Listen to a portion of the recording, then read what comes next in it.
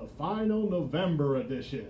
Hey, we live, baby, here every Tuesday, 6 o'clock sharp. Man, Will Freeman. I am Josh Price, co-hosting this thing. Yet another crazy football week. Not only in the NFL, we got some high school football to catch up on here with some state championships and semifinals. Mm-hmm. We've also got some, coaching changes to talk through in the NCAA world as well. And let's not forget transfer portal. Oh yeah, we love it, man. Everything football, every level. We got to cover it here on That's Football. Brought to you by the In the Zone Network here at the Soldier by Blood, Mycitymymusic Studios. Tweezy, our man, handling everything production-wise. One of the best in the world. I guess we got to start with the football that we just watched last night. Oh God.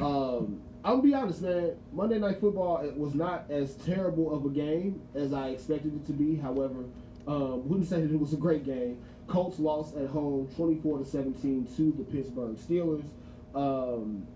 I guess that new car smell is starting to wear off a little bit for Jeff Saturday, huh? Yes, if I remember correctly, and it was announced that he kind of regretted not calling a timeout at the very end of the game to, what was it? Oh yeah, stop the clock. Yeah, you would think, man, but that lack of coaching experience, I guess, kind of coming around to rear his head a little bit on Jeff Saturday. So lost that game by 7. It was a game that they were down in pretty much all night. Got a couple breaks, take the lead 17-16, I believe, and then the Steelers with a touchdown and 2-point conversion take the lead and then ultimately hold on to the lead. If you're the Steelers, I guess you got to like your Kenny Pickett to George Pickens combo. That's the, leading receiver last night for the Steelers, and George Pickens didn't really have a ton of yards. I think ended the game with 57, but you got to like how he looked against that Colts defense. Kenny Pickett, again, not killing the offense the same way that Mr. Trubisky probably would be if he was still starting right now. Mm-hmm. So I guess a little bit to look forward to in the future for Pittsburgh. On the other end, we mentioned the lack of timeouts being called by Jeff Saturday, obviously, which you would probably call a rookie head coach mistake here. Very obviously regretted not taking those timeouts. I don't know if you're the Colts how you're supposed to feel about a game like last night, but to me, especially if you are under the impression that they're going to keep Jeff Saturday as the coach anyway, probably not too mad at the loss. Go ahead and improve their draft stock just a little bit in terms of where your pick might land, so you can go ahead and get Matt Ryan up out of there, because he's clearly not the quarterback that you need anymore. Oh, and boy, I don't know. We'll have to see what goes on, because the Colts, we know that their season's pretty much done. Yeah, over. It's over. With. Even with them being in the AFC South, which is a terrible division, they have no hope right now.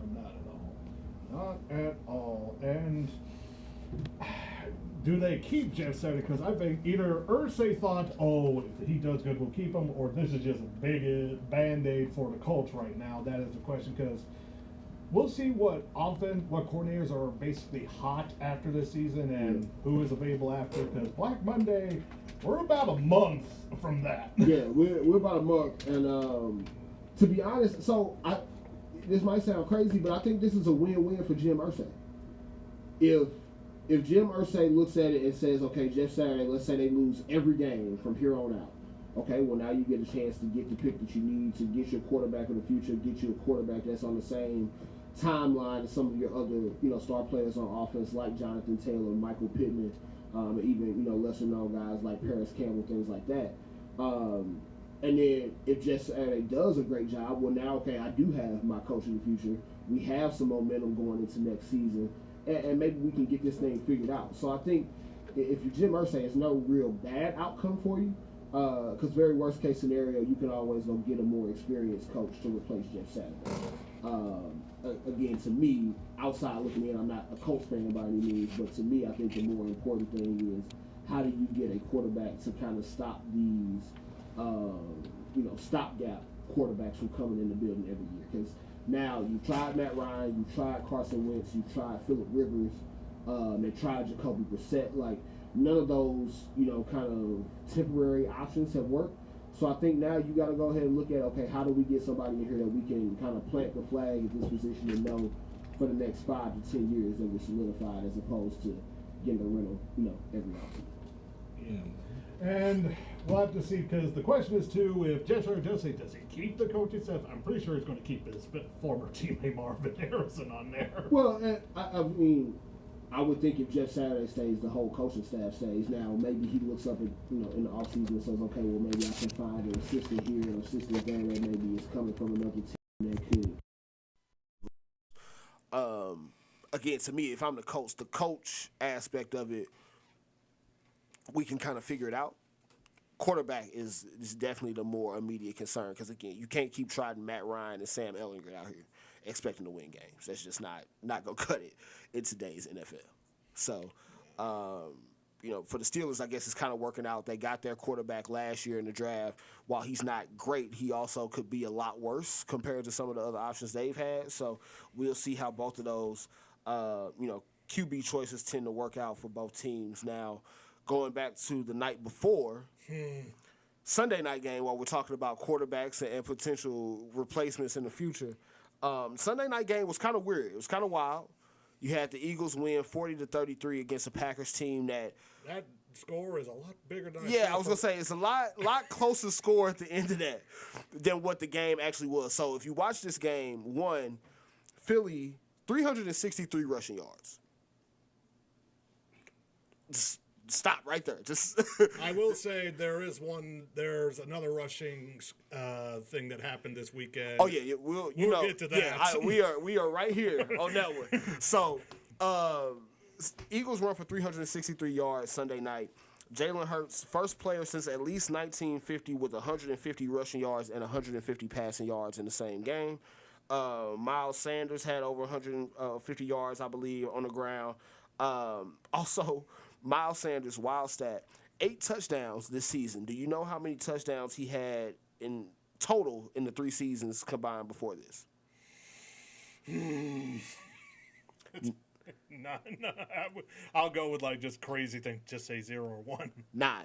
So he has 8 touchdowns with 6 games left this year. He had 9 total touchdowns in 3 seasons before this. So definitely a much improved season for that run game. And Philly just kind of showing already that they have what it takes to kind of go far in the playoffs in terms of game plan. That does remind me because Philly hasn't had a running back like LaShawn McCoy or Brian Westbrook in a while, have they? They have not. And maybe Miles Sanders can be that. He's been pretty explosive this year. He's on a fantasy team of mine, truthfully, so there's some stats that I keep up with a little bit closer for him than some other players in the league. But I think if you're Philly, you are kind of setting the bar for what can be expected of you come playoff time, right? A lot of that is okay, when it gets cold, game starts to slow down, can you pick up first downs on the ground, keep the clock moving, be able to salt some of these games away? And they clearly shown so far this season that that's a game plan that they're comfortable with. That 157 rushing yards for Jalen Hurts, also an Eagles quarterback record. So, again, everything. He beat McNabb, beat Michael Vick, and beat Randall Cunningham, man. So Jalen Hurts, man. I know we talked a little bit last week about maybe the MVP award being Patrick Mahomes is to lose. The Eagles are still 10-1. Jalen Hurts is having the season of his life right now. I mean, look, stranger things have happened, man. I think you can definitely look at Jalen Hurts as an MVP candidate. I wouldn't be mad at that being where the award goes, especially since, from what I've heard, they are changing the voting a little bit this year to be more like the NBA, where there is a ranking system. So instead of picking just one MVP on your ballot, you'll rank your MVP candidates 1 through 5. Sounds more like the Heisman voting, which is happening next weekend. Yes, also football-related award.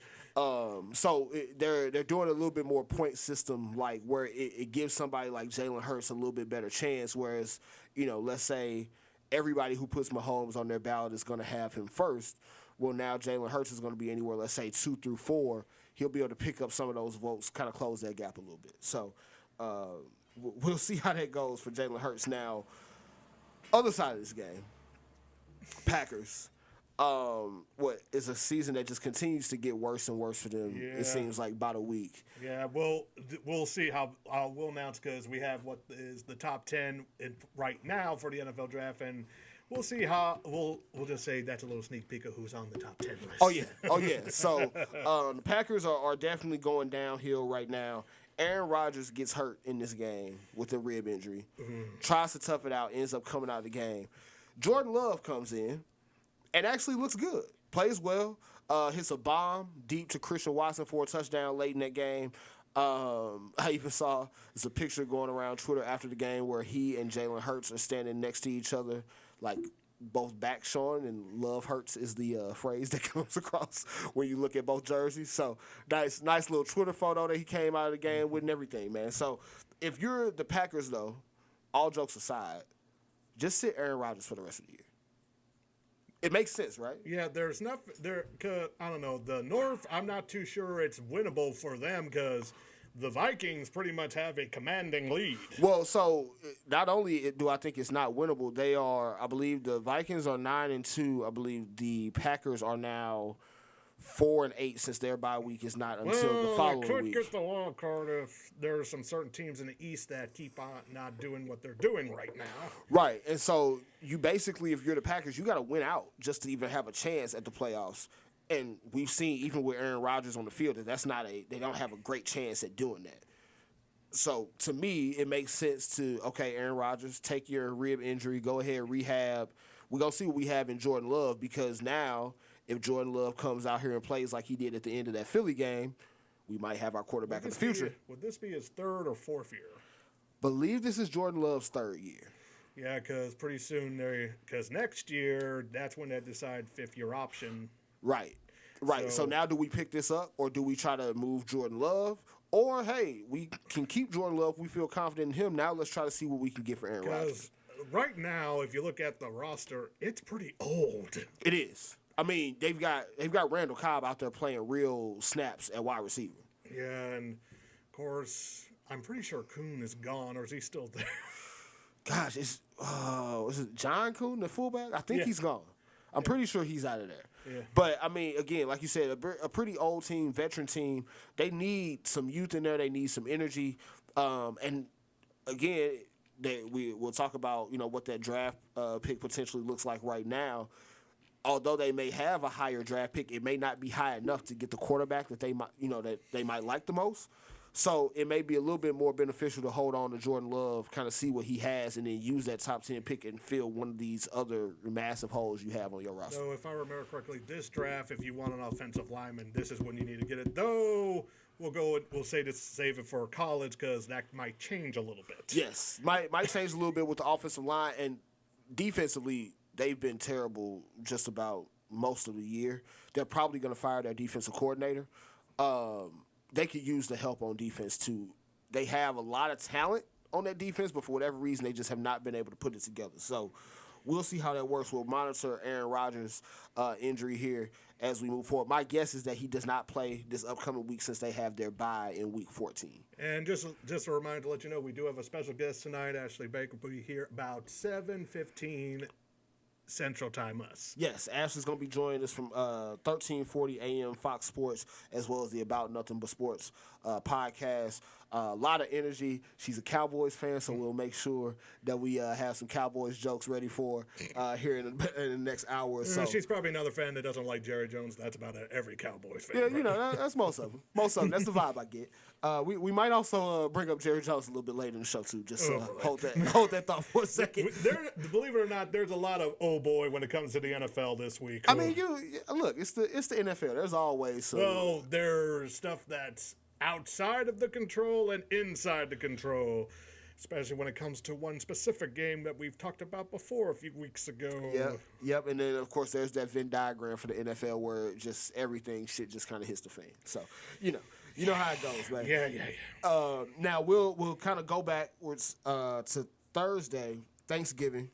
Actually had 3 pretty entertaining games. Well, 2.5. I say that Giants Cowboys game got pretty dead there halfway through. Just saying. Yeah. Bills and Lions, though. Oh, yes. Ladies and gentlemen, It's interesting when the Buffalo Bills has a better winning record at Ford Field than the Lions do this year. Because if people don't remember, last week there was a 12-feet snowstorm. Somewhere between 6 and 12 feet. Way too much snow to be playing football. The Bills game last week, who was their opponent again, if I heard? They were playing the Browns the previous week. Oh, boy. Yeah. The Browns and the Bills won that game, and then they won this game, but it wasn't a one-sided game. No, so we talked in a lot of our football games about spreads and who's the favorite betting wise. Surprisingly enough, the Lions covered the spread in this game. Did not think that was going to happen. Just saying. Well, that reminds me, Ashley is a very big bettor. We'll talk some wagers with her also. Yeah. Now, Bills win that game 28-25. Definitely entertaining, especially when it got to the fourth quarter. You had I believe a Bills 19-14 lead initially to start the quarter. Lions come down, not only take the lead, but get the 2-point conversion to go up 3. Bills then go and score, but I believe they failed to score the extra point there. 25-22 lead. Lions come back, tied with a field goal, and then, of course, Bills kicker Tyler Bass ends it with 2 seconds on the clock, win it 28-25 on that last second field goal. So, crazy fourth quarter with lead changes. Fun fact, the Lions now have not won a Thanksgiving game since 2016. Okay, that's a lot better than what I thought it would be for most. Yeah, I was honestly. If you said 2006, I would say they have not won a Thanksgiving game since I graduated high school. Yeah, they actually have all time. They have a losing record on Thanksgiving. So I would have thought that last win. They always play games, and believe it or not, I was surprised of how many Lions fans were at the Ford Field. Well, not even at Ford Field, but apparently this is the most watched early Thanksgiving game on record in the last few years. So. TV ratings clearly went through the roof on this game.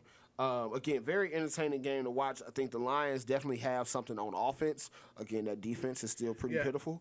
The thing, too, Lions, even though they've had this reputation of being terrible, remember, they were winless season. When was that winless That season? was 2008. I'm sorry, yeah, 2008. That's right. Yeah, I was in college. I remember that now.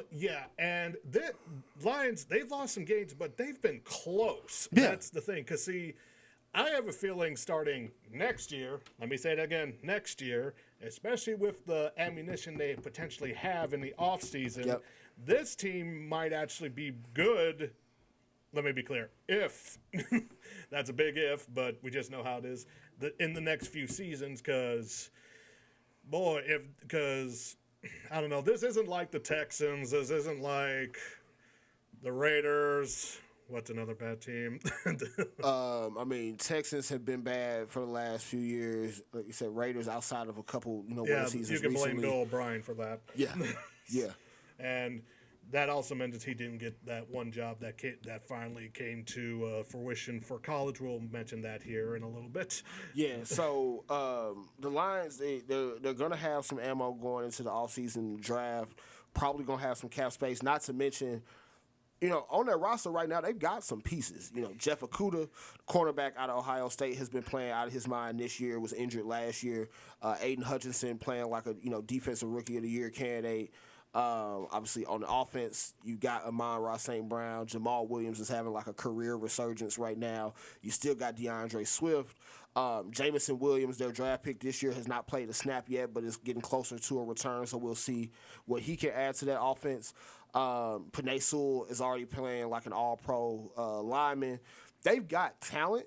I think, one, they got to plug some other holes on their defense, but then you also kind of like a lot of other teams right now decide, okay, do we continue to trot Jared Goff out here, or do we use one of these draft picks that we're going to have on what is going to be our quarterback of the future? And the thing is, I wouldn't have said it a few weeks ago, but there's actually, I think, a few teams that could trade for Goff because of how bad their QB situation is. I mean, and look. That's weird, isn't it? It's crazy to think, but if you think about it, okay, Jared Goff is playing fairly well this year, has been to a Super Bowl before, has played on some pretty decent Rams teams in his time there. I mean, you could do a lot worse than him at quarterback, clearly, because we see a lot worse quarterbacks every Sunday than Jared Goff. But he strikes me as the type of guy that is going to kind of be like kind of like how like guys like Tyrod Taylor or I'm trying to think of other like I guess kind of how like a Matt Ryan is this year, where he's going to continue to be like Taylor. The Rams actually could have had him when he was in St. Louis. Yeah, it was. Look, don't get me started on I that, man. know. Yeah, it's terrible. But he's going. I think Goff is in the next few years, if he doesn't stay in Detroit, is going to continue to be used like a lot of these veteran quarterbacks that we've seen in recent years, where he's a stopgap. He's not the guy that you believe in long term, but for the next year or two, he can kind of hold things stable for you on offense and kind of keep you moving. So we'll see how that goes for the Lions moving forward. Obviously, the Bills don't have that quarterback problem because they have Josh Allen. They are trying to take the lead back in the AFC East. So we'll see how that goes for them. They have another Thursday game this week that we'll talk about later in the show as well against their division rival, the New England Patriots. So next game on Thanksgiving, of course, we mentioned a little bit Cowboys and Giants. Maybe we should say that for Ashley. Oh, you know what? Yeah, we'll let her comment on her Cowboys performance. Now, of course, for those of y'all following along with us right now, Cowboys did win that game 28-20. Another game. Giants have been going. Yeah, it's going downhill for the Giants. This was a team. What did they start 7-2? Yeah. They probably, I don't think, just from what I watched in the last few weeks, because I believe this is now 3 straight losses for them, at least 2 straight losses against the Lions and Cowboys. And the other thing is the other 2 New York teams, even though one's upstate, is doing a lot better. We'll mention that because, believe it or not, St. Louis somehow has been being known now from this weekend, the next, to have Jets games, but we'll discuss them in a little. Yeah, crazy, right? So the Giants, though, one thing I do want to note, part of the reason they probably lost these last 2 games, Saquon Barkley has been held in check in both games. Combined 61 rushing yards in the last 2 games. 39 on Thursday against the Cowboys. Only had 22 the week before against the Lions. They're more afraid of Saquon than they are of Daniel Jones. Of course. So you're going to start seeing the rest of the season, I imagine, a lot of loaded boxes. I will add that with Dallas, with some of the rumors, there's a certain free agent that is now healthy that looks like that he might be joining them, but we'll discuss that with Ashley. Oh, yeah. So we'll definitely hit on more Cowboys here once we get Ashley Baker on here in the next hour. The third one was, why am I... Vikings-Patriots. Oh, yeah. Right. So, Vikings won that actually pretty good. Oh, yeah. Vikings, I was surprised because we know Kirk Cousins has a tendency in primetime games to go downhill. Congratulations, Kirk Cousins. You are no longer winless in prime-time games, and this is your only, 10th year? Yeah, crazy, right? He's been in a lot of these games, surprisingly. But, primetime Kirk decided to go and stay in the closet for this game. There was like a picture, someone with it, like he broke it, and someone with like a towel over his head somewhere. I can't remember what account it was that. I thought it was funny. I didn't like it or anything, so I can't save it, so I can't remember who did that. Might have been NFL memes. That might be it. There we go. NFL memes. We're going to definitely look for that one because that's, Kirk, anytime you can joke on Kirk Cousins, it's always If I remember, good. Dalvin Cook came, Justin Jefferson, and, of course, the tight end that they traded in division with the Lions, which is still odd to me. But crazy. Yeah, I don't get that one bit. T.J. Hawkinson has been playing very well for the Vikings. Caught a touchdown on Thursday. The Patriots kept this one close. It's just they could. It's Belichick. Yeah, Bill Belichick is always going to stay in these games somehow, some way, right? But it was definitely a much-needed win for the Vikings coming off of that blowout against the Cowboys the week prior. Justin Jefferson, another monster game for him. 9 catches, 139 yards, and a touchdown. Patriots, this is going to be it's gut check time for them. They are now 6-5.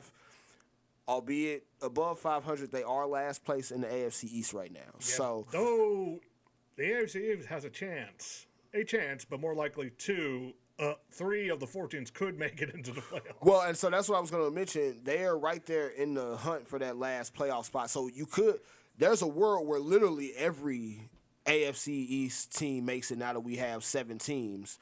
But that's asking a lot to get literally playoff spots 5, 6, or 7 for all. Not of them. just in the AFC, it could also happen in the NFC too. That's the East. East. We'll also The talk East has Commanders risen here in a supreme second. this year. Yeah, we'll also talk Commanders here in a little bit to kind of round out the whole East conversation and how those playoff spots look. But Vikings definitely kind of keeping that momentum going. They actually can clinch I believe either a playoff spot or a playoff spot and the NFC North with a win this week and a Detroit Lions loss. So we're already in that part of the season where we start looking at playoff scenarios. So Yeah, and also because of Taylor hierarchy with the Commanders, and I forgot the player that wore this big, huge hat. Oh yeah, my man Brian Robinson, right? Yeah, and that's getting free publicity. I know the sales for that company has gone up through the roof. Oh yeah, apparently it's his homeboy's I will even company. say some XFL people would like that. Oh yeah, yeah. Look, XFL, shameless plug, baby. You know, always throw it in. So that covers us for the Thanksgiving games. Now, one game that we were kind of alluding to a second ago from Sunday, probably the most exciting game from all of Sunday, Raiders and Seahawks.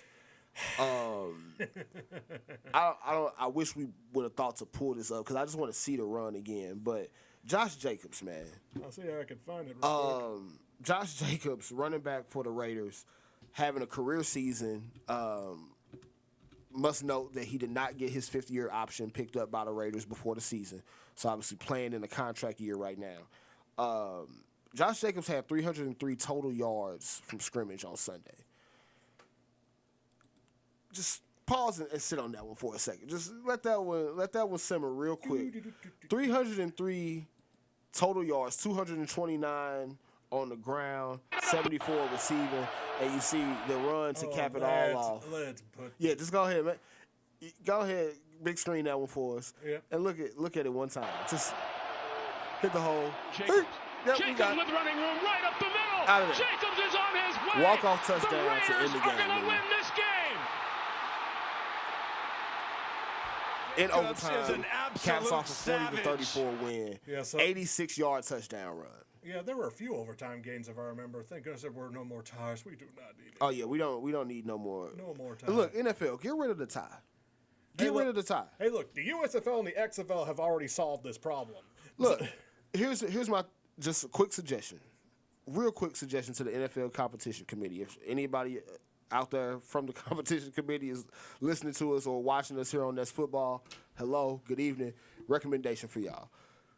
We go to overtime. You got 10 minutes. If that 10 minutes ends in a tie, we're going to go to a field goal kickoff. And we're going to start from 35 yards and move back 5 yards with each kick until one field goal kicker can't make the kick. Yeah, I feel like with the way that we know, especially field goal kickers nowadays, we'll know pretty soon into that field goal kickoff if somebody's going to win or lose that game. Yeah, it's weird that the NHL has solved their tie problem. Out of all sports. Out of all sports. And I'm kind of fine with the NHL having ties. At least they get points for it. Yeah.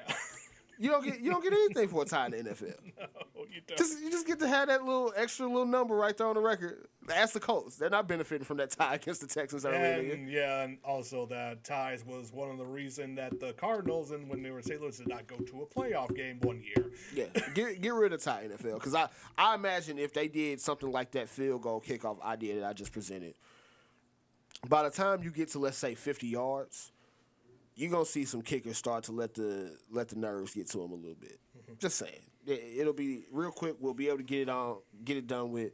Let them go out there by themselves. If they kick it, make it great. If not, they go home with an L, man. Everybody has to win or lose. Leave the ties at home. But yeah, overtime win for the Raiders, a much needed win for them with Josh Jacobs and his best Bo Jackson impersonation right there with that Kingdom like run that he had 2 touchdowns on the day, including that overtime touchdown that we just saw. Seattle, on the other hand, now no longer in the lead in the NFC West now after their second straight loss, trailing the San Francisco 49ers by a game or half game, I believe. Seattle, kind of the same thing that we talked about with Jeff Saturday. That new car smell starting to wear off a little bit for Geno Smith and that team. Defense starting to come back to earth a little bit from the way that they were playing before the bye. So we'll see how the playoffs or the playoff push works out for them. But great for them. They have the Broncos pick that they can receive here at the end of the year, regardless of what happens with their season. So even if they make the playoffs, they're probably going to be getting a top 5 pick. We're going to mention the Broncos in another something here in a little bit because of something with the former team that was here. Oh yeah. And so the other overtime game that we had on Sunday, Browns and Buccaneers, which I looked up at this game at different points over the course of like an hour and a half. And I felt like the Bucs were up like 17-10 the entire game up until like the very end of the fourth quarter. And then next thing I know, boom, the game is tied going into overtime. And then the Buccaneers not only get the ball in overtime, but they punt twice. I didn't think a Tom Brady-led offense would be that terrible in the second half of a game, but clearly I stand corrected. So Browns get a much-needed win. Nick Chubb with a touchdown with 19 seconds left to end that game in overtime. We talked last week, and we kind of previewed some of the NFC potential playoff matchups, and we saw that, at least at the time, Cowboys and Bucs was our potential matchup in the 4-5 matchup. I'm starting to think the Bucs aren't as dangerous as we presented them to be at that time. Yeah, especially since the Falcons are starting to. Well, and so you mentioned the Falcons. The Falcons are 5-7. The Bucs are 5-6. They're only a game or a half game up on the division lead. Both teams under 500. So there's a world where we can look up here in a few weeks, and the Bucs aren't even in the playoffs. Yeah, both the South divisions in the NFL suck. Yeah, just throw them away. I would, again, competition committee. You don't have to listen to me. I'm just throwing this out there. If you can't win your division with a 500 record or better, just give your playoff spot to a team with a 500 record or better. Yeah, we're going to have the NFC West in 2010 again. I know, right? Terrible. Very terrible. Browns pick up a much-needed win. They'll get Deshaun Watson back this upcoming week, which is another thing that we'll get into here a little bit later in the show. There's some things coming out about that game that, of course, going to make it very interesting. We'll save that for later. But the Bucs, look, maybe they'll figure it out. Maybe they won't. But Tom Brady is saying things like even if he's losing, he'd rather play and lose than not play at all, which I thought was a very weird quote to make. So I'll leave Tom Brady with that. That makes me befuddled. Again, not my quote to understand. Is how I'll put that. We had two other really down-to-the-wire games that were decided late. Jags complete the comeback against the Ravens. Jaguars win that game 28-27 after being down much of it. Ravens with yet another blown lead in the fourth quarter. Jaguars showed a little bit of cojones, as they say. Went for 2 points after getting the touchdown late in the fourth quarter and actually got the 2-point conversion, an absolute strike from Trevor Lawrence, who had a great game, actually, from my estimation and what I can see, starting to turn that corner a little bit after the season from hell with Urban Meyer last year. But Jaguars complete that comeback, most of that without Travis Etienne. Yeah, I want to talk about that game for a moment. Yeah. Do you think their opponent was a little bit distracted due to what the hell the Jaguars mascot was doing? Because, so, you know what I'm talking about. Yeah, I don't know what the Jaguars mascot was doing. Distraction, maybe. At the end of the day, they were up 19-10. You got to finish the game. You got to finish the game if you're the Ravens. This has happened now way too many times this season. I believe every one of their losses, they have held at least a 9-point lead in at some point in those games.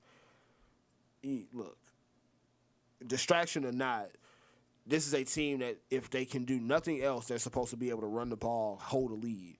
They have literally not done that at all this season. Every lead that they've had has been either blown or close to blown, and that's not really a good omen for any team that has Super Bowl hopes. Mm-hmm. So, for the Ravens, again, we'll see how that pans out for them going forward the rest of the year. But it's also one of those things where, they got some questions to answer on offense. I think Greg Roman is probably out of there at the end of the year. It's hard to believe because if I remember, Greg Roman, wasn't he up for a head coaching job at one point a few years back? I mean, it was a while ago. I think the ship has sailed on him being a head coach now. In the NFL, or could he possibly get it in somewhere else? That's the question. Maybe elsewhere. Not, hopefully, maybe, I don't know, maybe, I'm not too sure about college. I don't know, college might take a try. Of course, some colleges have welcomed some people back recently. College, they'll definitely give you second, third, fourth chances if they have to.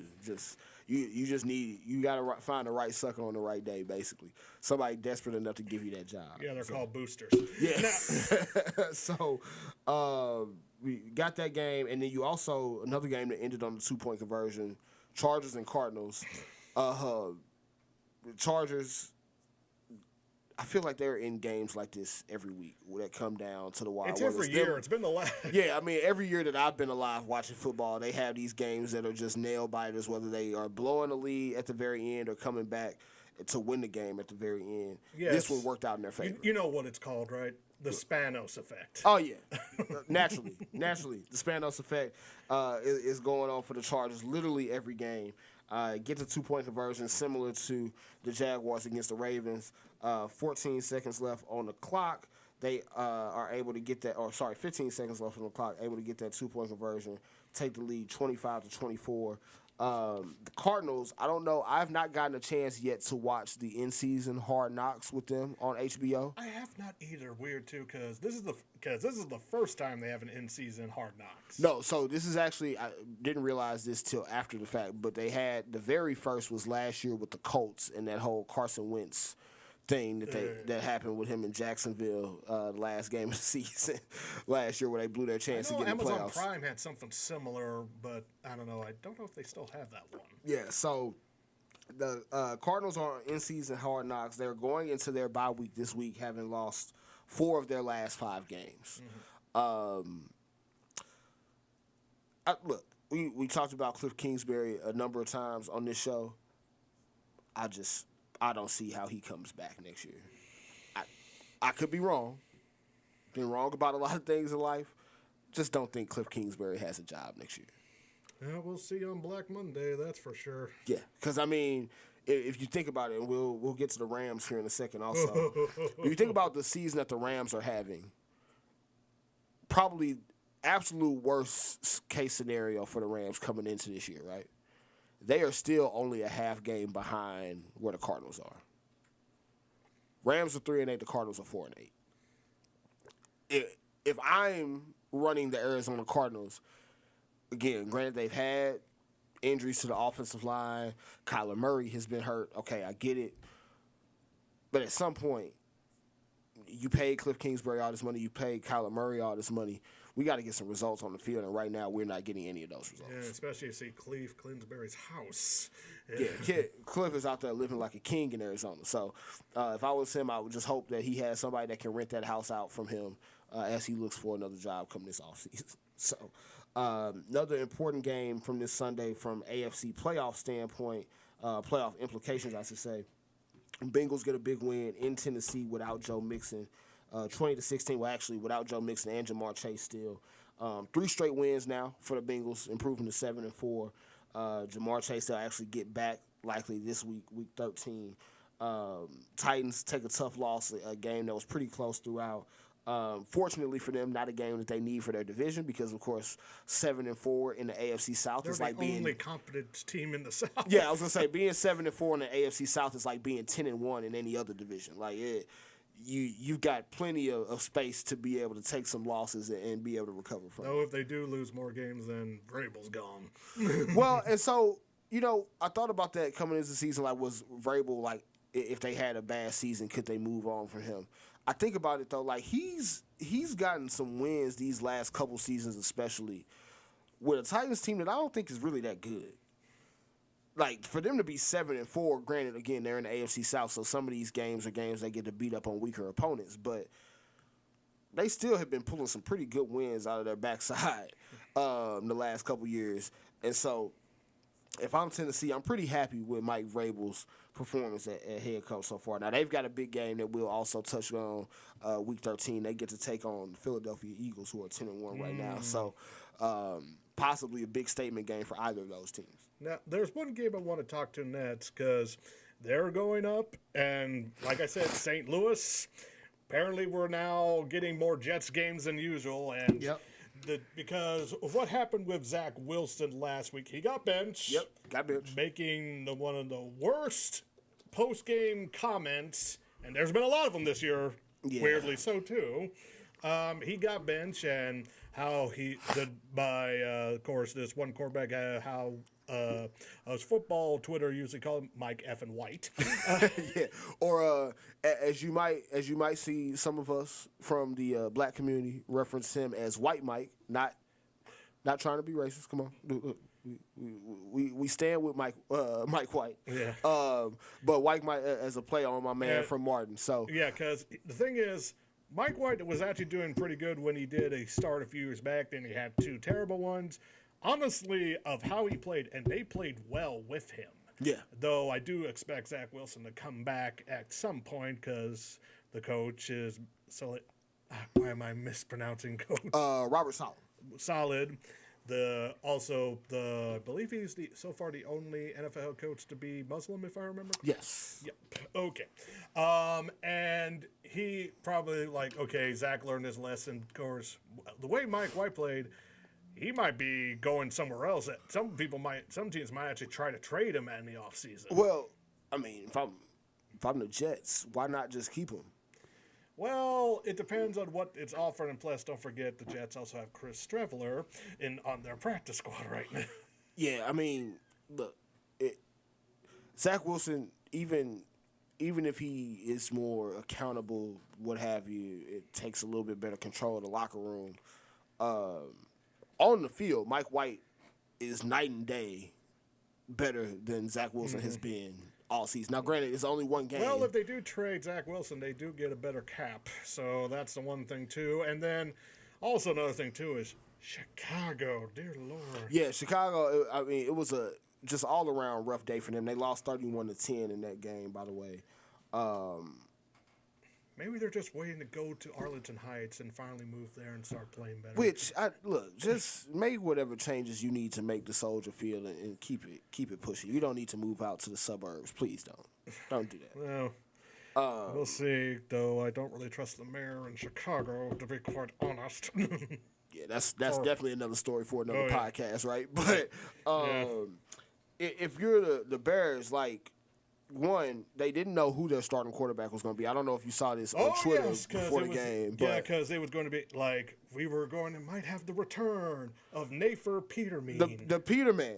The Peterman was going to get back out here throwing 5 interceptions a game. And then, of course, they ended up saying, no, Trevor Siemian is actually going to start, even though apparently he had an oblique injury or something in pregame warm-ups. Last names now this generation. It's not even funny. Yeah, so Trevor Siemian comes in, of course, just plays like Trevor Siemian would. Bears can't really find anything on offense. That Jets defense is really good, by the way. So not like they had high hopes coming into the game anyway. The Jets, I saw that, and I was like, they were rushing the quarterback. They were flying all over the field. Yeah, so now let's talk about that Chiefs-Rams game here for a moment. Because here's the thing, too, because the injured to Stafford, because they had to back up, was it Ken? Bryce Perkins. Oh, I'm thinking of a different Perkins with the K. Starts with a K. And here's the thing, too, with the alternative football stuff, they actually signed Philadelphia Stars Case Cookis, one of their starters, to their practice squad for just in case, and might actually get promoted because of the injuries to Stafford, so good luck to him. Yeah. There were, of course, this is the first, if I recall correctly, the first time the Rams have returned to Missouri since the move. Yeah, it's the first time. Obviously, haven't been in St. Louis, but definitely first time in Kansas City. Yeah, and we know it was going to be hostile. I don't know if Stan actually showed up to the game or not. We didn't see him or anything like that, or see a handshake between him and Hunt. Right. So I don't know. And I'll just take my bias out here for a moment. The Rams are just bad. Yeah, there's no way around it at this point. No Cooper Kupp. They just lost Allen Robinson. Stafford was out.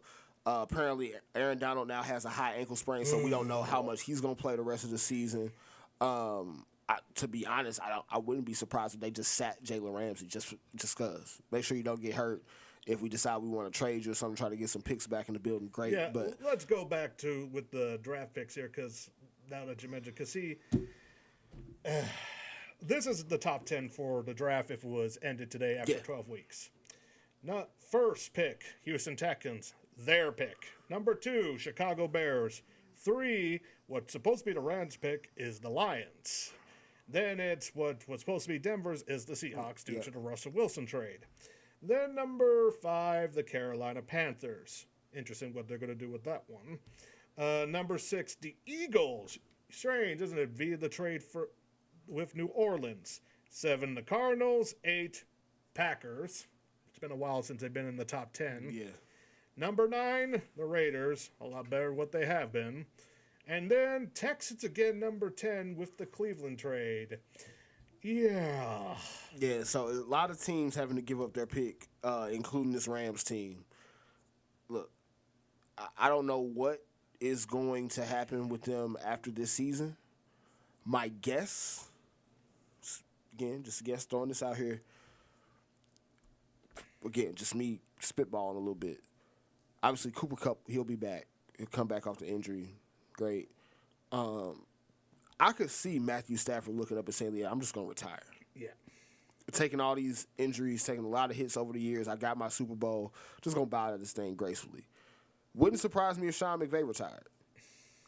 He was getting TV offers last year. Though he has saying this year's been a humbling experience. Now, maybe he's that competitive type of dude where he's not going to go out on a bad note. Okay, I hear that. But you also are probably going to look at Aaron Donald, who's going to retire, especially if he ends this year injured. Like, he was already thinking about He's already going Hall home. of Famer, so I don't know what to do. There's nothing else Aaron Donald needs to prove. If he stopped playing right now, he has every bit of an argument as one of the best defensive players of all time that he would if he played another 2 or 3 more seasons. Doesn't need that on his resume. If you lose those guys I just mentioned, even if McVay stays, you got McVay and Kupp. You still got to figure out quarterback with no first-round pick. You still got to fill a major 2 more years or 3? I think they have their pick in 2024. But remember, they were about to trade 2 They were more. about to. I'm assuming they were going to trade picks in 24 and 25 for Brian Burns. Luckily for them, and I guess luckily for Carolina too, that trade didn't happen. But here's the thing: if it did, Les Snead would have been fired. I think. Yeah, there's no way you can give up those picks for a guy that's not going to impact winning right now, given what else you got going on in the roster. So, Rams definitely in a bad situation. I don't know how they come out of this next year any better. You're probably going to be looking at a couple down seasons out in L.A., and I'm interested to see how that fan base responds to that. Which reminds me, it was announced today that the Rams were asking their fans to donate their tickets for the Christmas game against the Denver Broncos, because usually the fans that usually hit SoFi Stadium for their home games is not their own fans. Yeah, visiting fans. Yes, and because of it, they've been asking to donate all those seats to charity. Though, is that actually a good charity gift, to be quite frank? I mean, look, if you are somebody in Los Angeles that couldn't have otherwise afforded to go to SoFi Stadium, I mean, a free game is a free game. I'd take it. Now, again, I'm not paying to see the Rams as they are currently constructed versus the Broncos as we've currently seen them. I'm saying that week, that's the Tank Bowl for that. Oh yeah, we can put that, we can stamp that one right now. And there's a Tank Bowl, but for other outside instance for next week, we're going to. Yeah, I think we might be aligned. I got a couple options on the Tank Bowl there. I think we're going the same place with my first option. So yeah. How many more games? Because before Ashley comes, I kind of want to put a timeout when it comes to NFL, and we do some quick college and alternative football before. Yeah. So only game that I really wanted to kind of mention a little bit more in depth. Panthers and Broncos, and since we were on the topic of the Broncos in this LA game. We're just gonna put it out here. the Broncos are like literally historically bad on offense right now. Like historically bad. And first thing is for those of y'all keeping up with us at home. Again, thank you for tuning into That's Football here on this Tuesday, sponsored by World Bird Sanctuary and Cafe Piazza, 1600 Arsenal Street for Cafe Piazza if you want to check out some great pizza and wings, games, all of that. Sam Darnold outplayed Russell Wilson. I'm just going to leave that on the table to start this. That's the appetizer for this conversation. And let's not mention defensive players were mad at Russell Wilson. Look, you got guys yelling at Russell Wilson. He's probably still out here giving Seahawks audibles on the field. It's a shit show, right? It's terrible. So that's just our appetizer, that Sam Darnold played a better game than Russell Wilson. Just your extra plate of fries over here to start the meal, right? This is the Broncos' third straight loss. They have a total of 36 points scored in those 3 games. Just hard stop. Bad. Terribly bad on offense. Not to mention, they are averaging 14.3 points per game this season. That is worse than both the 2008 Lions and 2016 Browns, who went 0-16. Also, worse than the first season of the Houston Texans with David Carr, not Derek, David, the big brother. Which obviously they couldn't protect him, couldn't score, couldn't do anything. That was an expansion team. That's the only excuse for that one. Yeah, so. But you're worse than that team, and you're also worse than the Jamarcus Russell Raiders, who might be one of the worst draft picks of all time. You're worse than literally all 4 of those historically bad offenses. Then I'll put the 09 Rams there too, dear Lord. I mean, name your terrible offense, and they are at least a field goal better than this Broncos team. Not to mention this Broncos team that has already traded draft picks to get Russell Wilson. They've given him $170 million guaranteed. They have no way out. I'm just gonna leave us with that as far as the NFL is concerned this week, because I thought the Rams were having the season from hell. The Broncos are clearly having a worse year, given the circumstances around it. At least the Rams, while they don't have picks, you can at least say, okay, we've got Cooper Kupp, we've got some other star players that we can move around. Broncos have Russell Wilson that they've given their entire franchise. Their new franchise owners to. are going to just explode it. I expected maybe Conor Reese alive, just stomp her heel down on the damn field and just blow everything up. Well, I mean, you have to fire Nate Hackett this year, right? Yeah. And isn't it fortunate, a bad coach with the name Hackett? Yeah. We can get a lot of jokes out of that. We get a lot of jokes out of that one. So I'll leave the NFL there, but I just needed to put in perspective just how terrible this Broncos season has been. So yes, on to college football, because we also now have updated college football playoff rankings. Just got those at the start of the show today. Very, very interesting set of circumstances here, Will. Oh boy, don't tell me that people got their way. No. So we did not get Alabama in the top 4.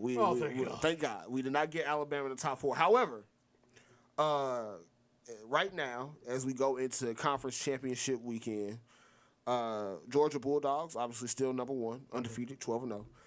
Michigan, after their big win against Ohio State, moves up to number 2. You've got TCU moving up from 4 to 3, and you have USC now in the 4th spot. Oh, thank goodness. So, because believe it or not, Joe, there were people with percentages having Alabama getting in the playoffs than USC, which boggled my mind, confused me, angry, not sad, but it's just what? Well, to be fair, so 2 losses, I feel like you really got to show and prove something with 2 losses to get in the college football playoff. Especially since we're still only with 4 teams. There is a scenario. It's going to take a lot of help for them, but there is a scenario where Alabama, who comes into this college football playoff ranking, ranked 6th. Ohio State at 5, Alabama at 6. There is a world where Alabama can still make the top 4. They're going to need a lot of help. Though I will say one thing that helped them was due to the fact South Carolina once again did an upset second straight week and just tumbled Clemson down 31-30. Well, not only did South Carolina help them, Texas A&M also helped them beating LSU. Jimbo Fisher was like, please don't pay that 86 Yeah, million. please keep me. Please don't start cutting these checks off so soon. LSU drops, of course, and so now, if you're Alabama, basically what you're hoping for, TCU is going to have to lose the Big 12 championship against Kansas State. Mm-hmm. USC is going to have to lose the Pac-12 championship against Utah. Yeah. And you might... I don't see Michigan losing to Purdue. I don't see Michigan losing to Purdue, but if that were to happen, that's probably the icing on the cake to basically lock them in. Because if 3 of the 4 playoff teams lose, then you definitely get Alabama in that top 4. When you get, it's going to be tricky, though, with how they play it. For instance, a team like Michigan would only be dropping to 12-1. Their only loss is the conference championship game. They beat Ohio State. They're going to have a little bit better resume. TCU, how do you look at that? They would only have 1 loss. They're ranked 3 right now. Do you give Alabama, that good old strength of schedule nudge over TCU? I don't know. I just don't want that nonsense we had those years with the BCS. Like, they had the game, then all of a sudden the national champion is the rematch of the game, and then it's like... Yeah, we don't need any of that at all. And then the LSU-Alabama deal again. Yeah, so I don't think that it's going to happen, but there is a scenario in which Alabama can kind of find their way back in that top 4. Personally, I think Michigan's definitely going to take care of business against Purdue. I think one of, if not both, USC and TCU are going to take care of business. One of those 2 would be my bet. If somebody's going to lose out of that top 4, it'll be one of them. Yeah, and TCU, of course, with the Big 12, they have a weird way to do their conference game. Believe because it's like the top 2 teams in the standings because they don't have enough for 2 divisions, if I remember correctly. Correct. Where is that? I had it on here, I thought. Now, again, I say... Here we are. Yes, Kansas State. I do wish luck to Kurt Warner's son in there. I just don't see... Well, I mean, look, Kansas State, they've been pulling off some upsets all year, so... Do I think they got a chance against TCU for sure? And the thing is, though, with the championship, it actually starts Friday because the Pac-12 championship, that will settle how it's going to go here because that game is, it's on Fox at 7 o'clock in the evening, USC and Utah. Yeah, I always Talk about forget an they got early Fox game for a West Coast. Yeah, it's going to be like 5 o'clock local time for them. Yeah. Very, very early for a college football game, but we'll also start to know very early if USC so happens to lose that game, which, again, I don't necessarily see Utah beating them, but we've seen strange things happen with these college football What's weird is when it comes games. to championship week, I don't see the MAC game on here.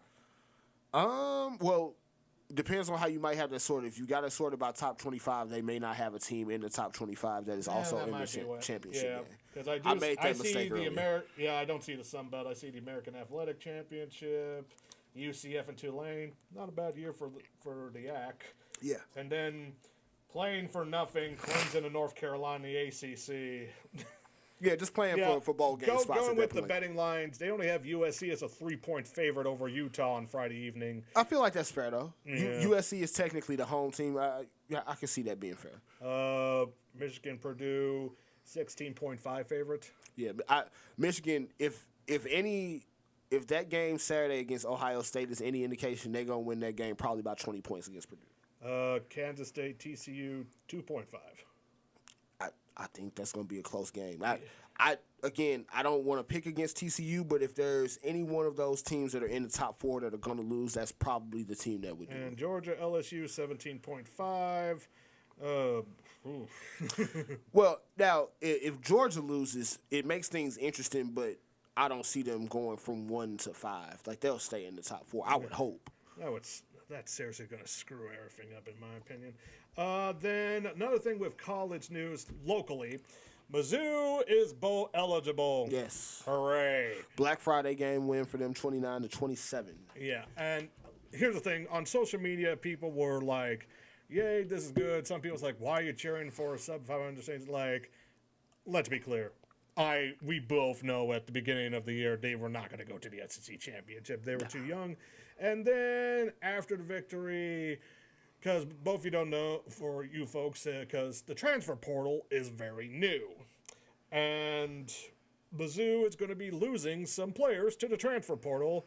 I know we'll see if one of their top wide receivers, Don McLevitt, it seems like it's heavily rumored that he's going to enter it, but that could change because I know some people say he wants some more NIL money. I'm like, you can't really tell the school to do that because, like, we know Luther Burns got the whole chip movie. He already confirmed he's staying. Yep. A lot of people thought he was going to leave. Then you got, let me see here, back East St. Louis quarterback Tyler Macon's going to go to transfer portal. I can see that. Yep.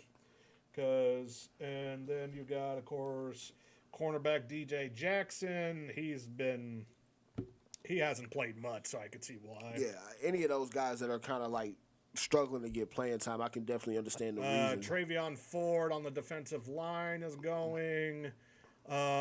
It's going to be because also the transfer portal is just weird because former Mizzou and now former Indiana quarterback is now going back into transfer portal again.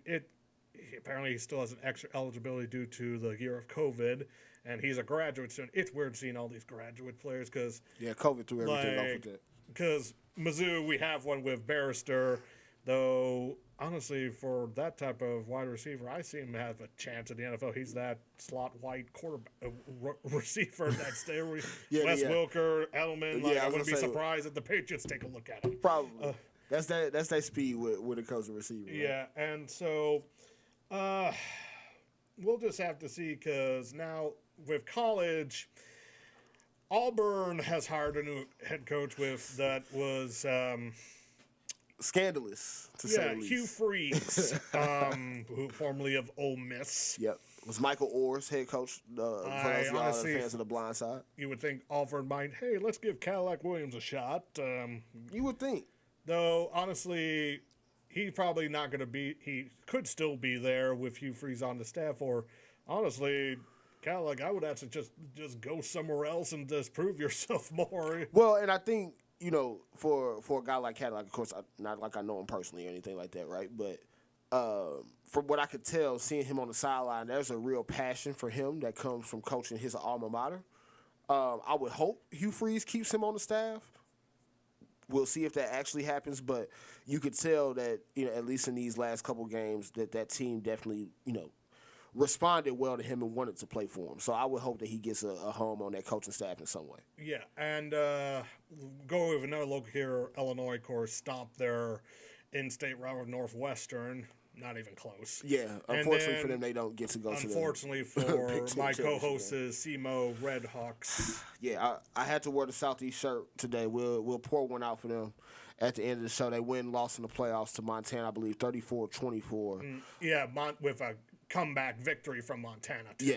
Yeah. So, hell of a season, though, from OVC champs, SEMO Redhawks. They had a ton of players that were on the all-OVC team. So, major season and upswing for them. Coach Toot taking care of business down there. So, I'm excited to see what SEMO has in store here in the next couple seasons, man. Yeah, that does it for college. Now, before Miss Baker comes on, let's do a little bit quick of XFL and USFL stuff. Now, the only thing that came through the XFL was like Black Friday sales, but they did announce a new position today. Okay. Hired in the company, Wendy Bass. She is the Chief Business and Legal Officer. She basically handles their relationship between Disney, and she's coming from the NBC. That's interesting because the one group that is doing the USFL is NBC, so that's quite interesting indeed.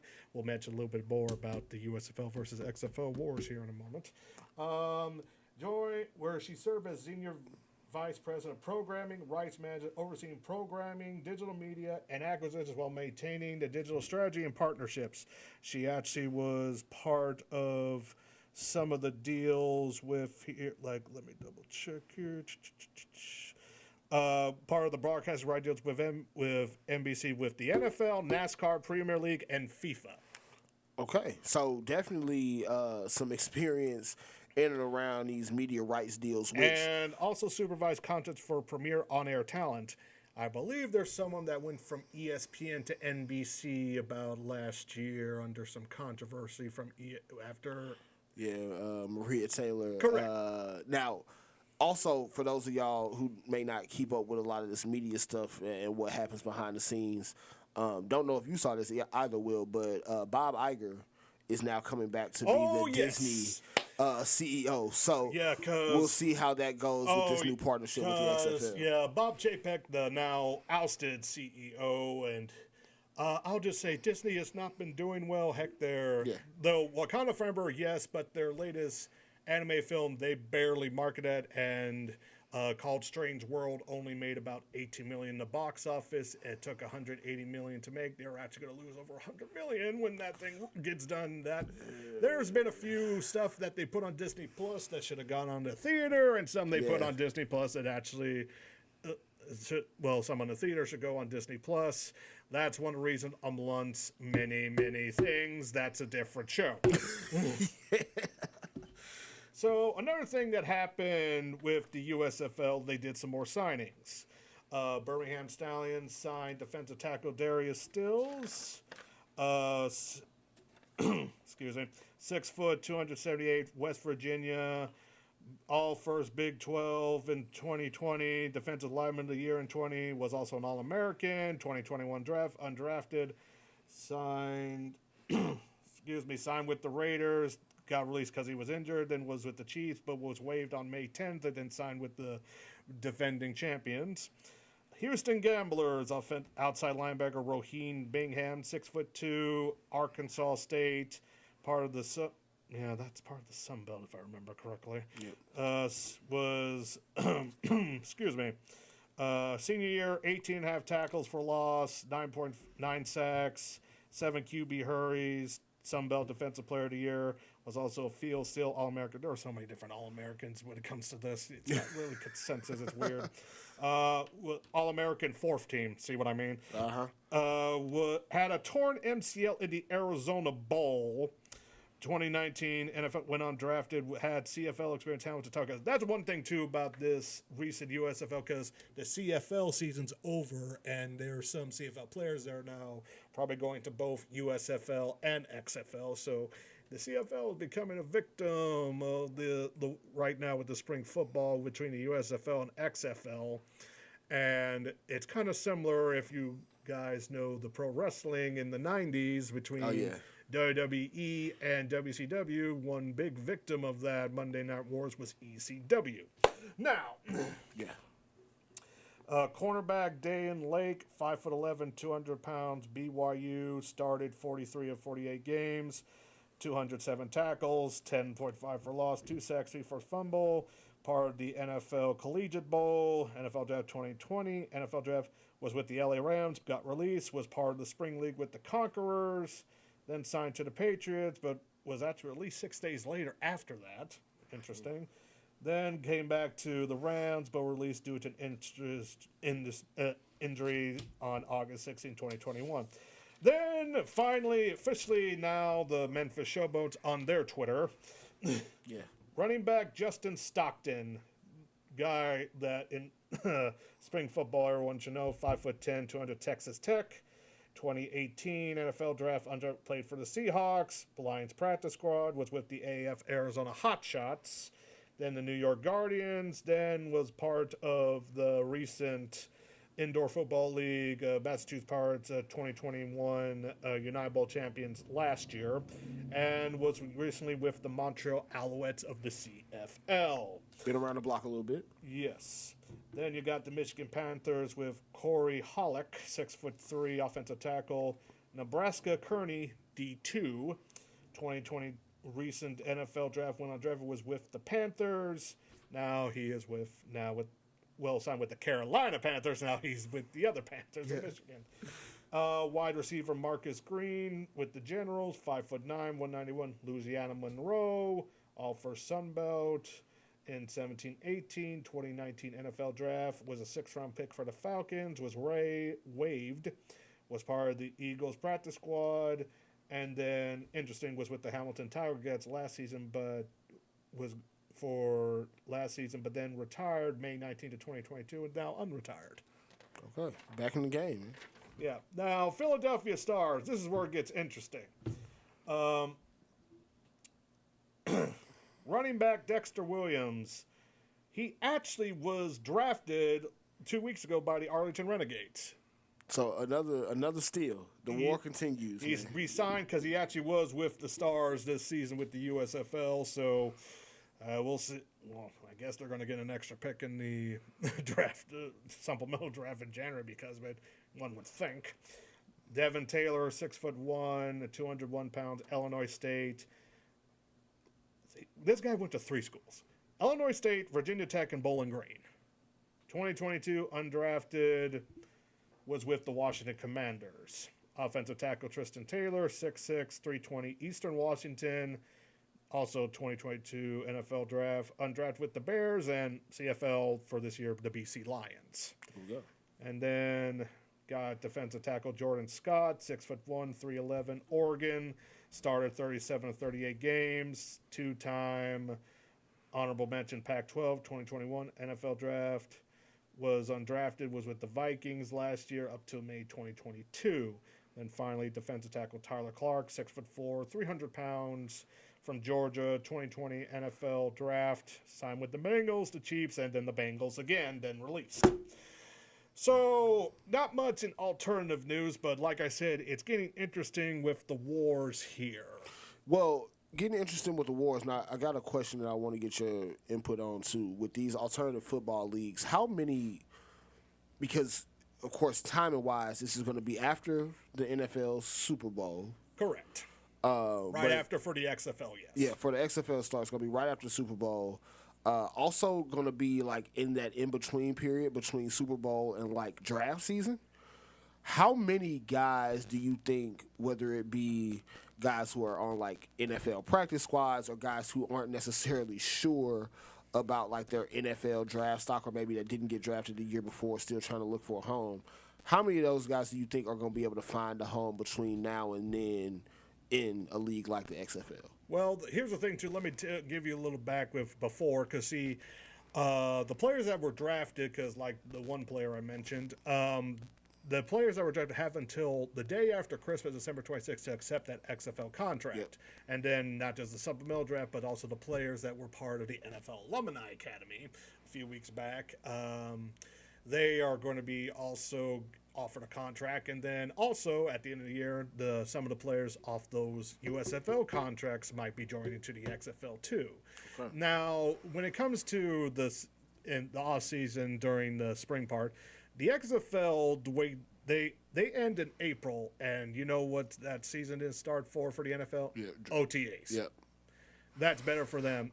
USFL starts in April, mid-April, and doesn't end until about 4th of July weekend. And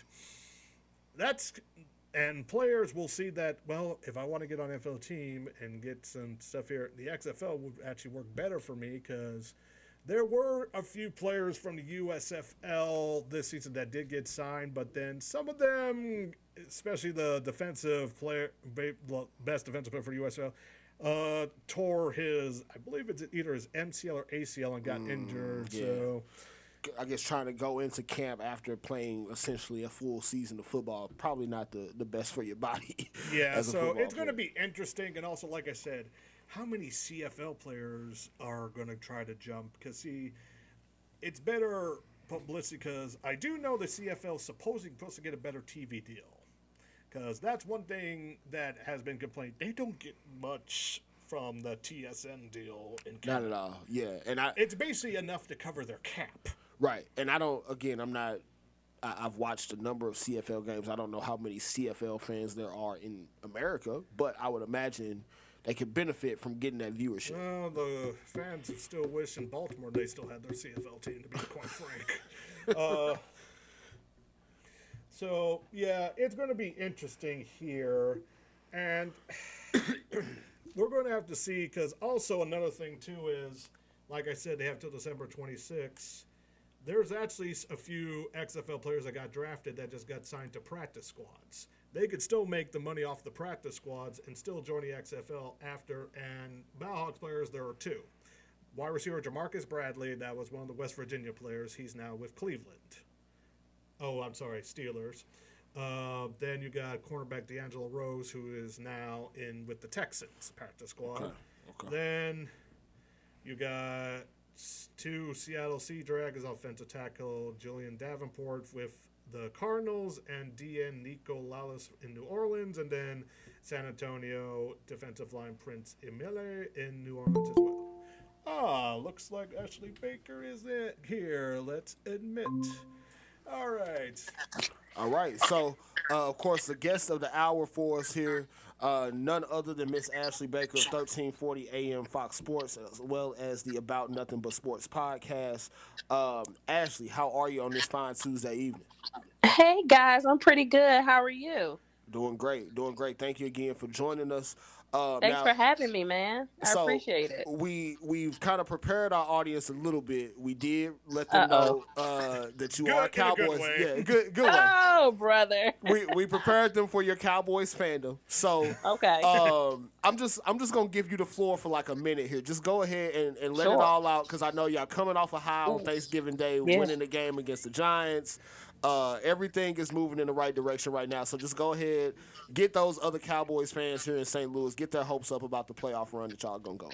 Oh, we're absolutely going on the playoff run. We're absolutely doing that. We're sitting at 8-3, sitting pretty. Let me tell you something. I thought that Dallas was only going to be looking at a 10-7, and I absolutely love. If it's one thing I love about my squad, I love when they prove me wrong. I love to be. Y'all know I don't shut up often, but Lord have mercy when Dallas can shut me up, baby. Shut me up. I absolutely love it. I love my defense. I have Michael Parsons and you don't. I have DeMarcus Lawrence and you don't. Yep. I have Trayvon Diggs, the corner who is easily the best corner in the league. Won't nobody even look his way this year. Okay, I have Trayvon Diggs and you don't. And my offense is clicking. I'm loving the way my running backs are looking. My tight end group is finally coming to fruition. My quarterback is learning how to use his legs, and my offensive coordinator and my coach seemingly have gotten it together with the time management, seemingly have gotten it together with the predictability and how we run our offense. One of the glaring things with the defense was the run defense. For the last couple of games, we've been doing better in that regard. Saquon didn't go off too bad. Neither did Dalvin Cook when we played the Vikings. We are on the up and up, okay? And I for one, am excited, okay? Not to mention the possible acquisition of Odell Beckham Jr., my goodness, is going to just open it way up, okay? So shout out to Cowboys Nation. Shout out to these Cowboys doing their thing. Staying low-key, though. We still staying low-key. If you notice, we still staying low-key. You know what I'm saying? We ain't getting too big-headed, because after every game, we're 1-0. Yep. And at the start of next week, we're 0-0. We taking it one game at a time. I like it. I'm not scared of anybody. No team in the NFC scares me. I'm not afraid of I'm really not afraid of the Eagles. I'm not afraid of the Vikings. I'm not afraid of the 49ers. I mean, who else is there outside of those three teams? I'm not scared. There's nobody. I'm not scared of the Bucs, even though Tom Brady is my favorite player.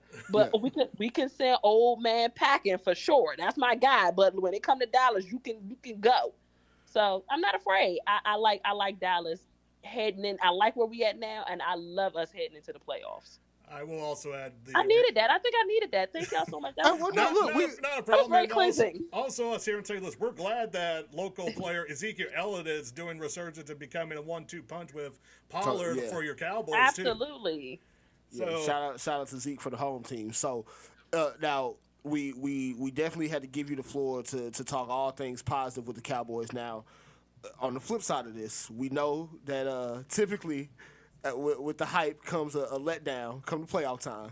Now, if there was one thing that you could point to, because for you are, from what I can tell, a very honest and thoughtful Cowboys fan. You're not delusional.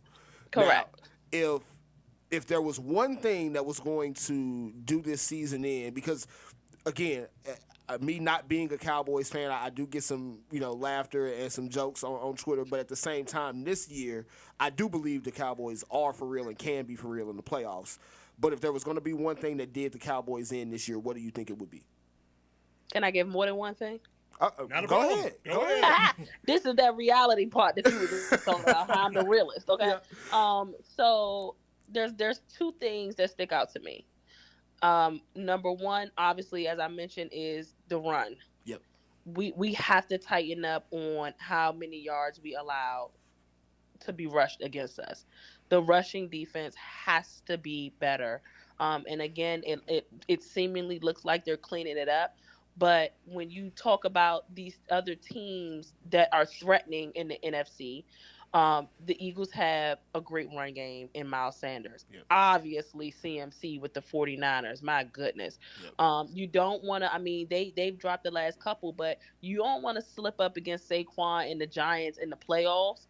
You know what I mean? Yeah. Washington, they're creeping up. If we happen to see them somewhere along the lines in the playoffs, they have a relatively good running game. They can, any type of team that can establish a good run game against us, it typically doesn't bode well for us. So that's something that we cannot allow to be the case.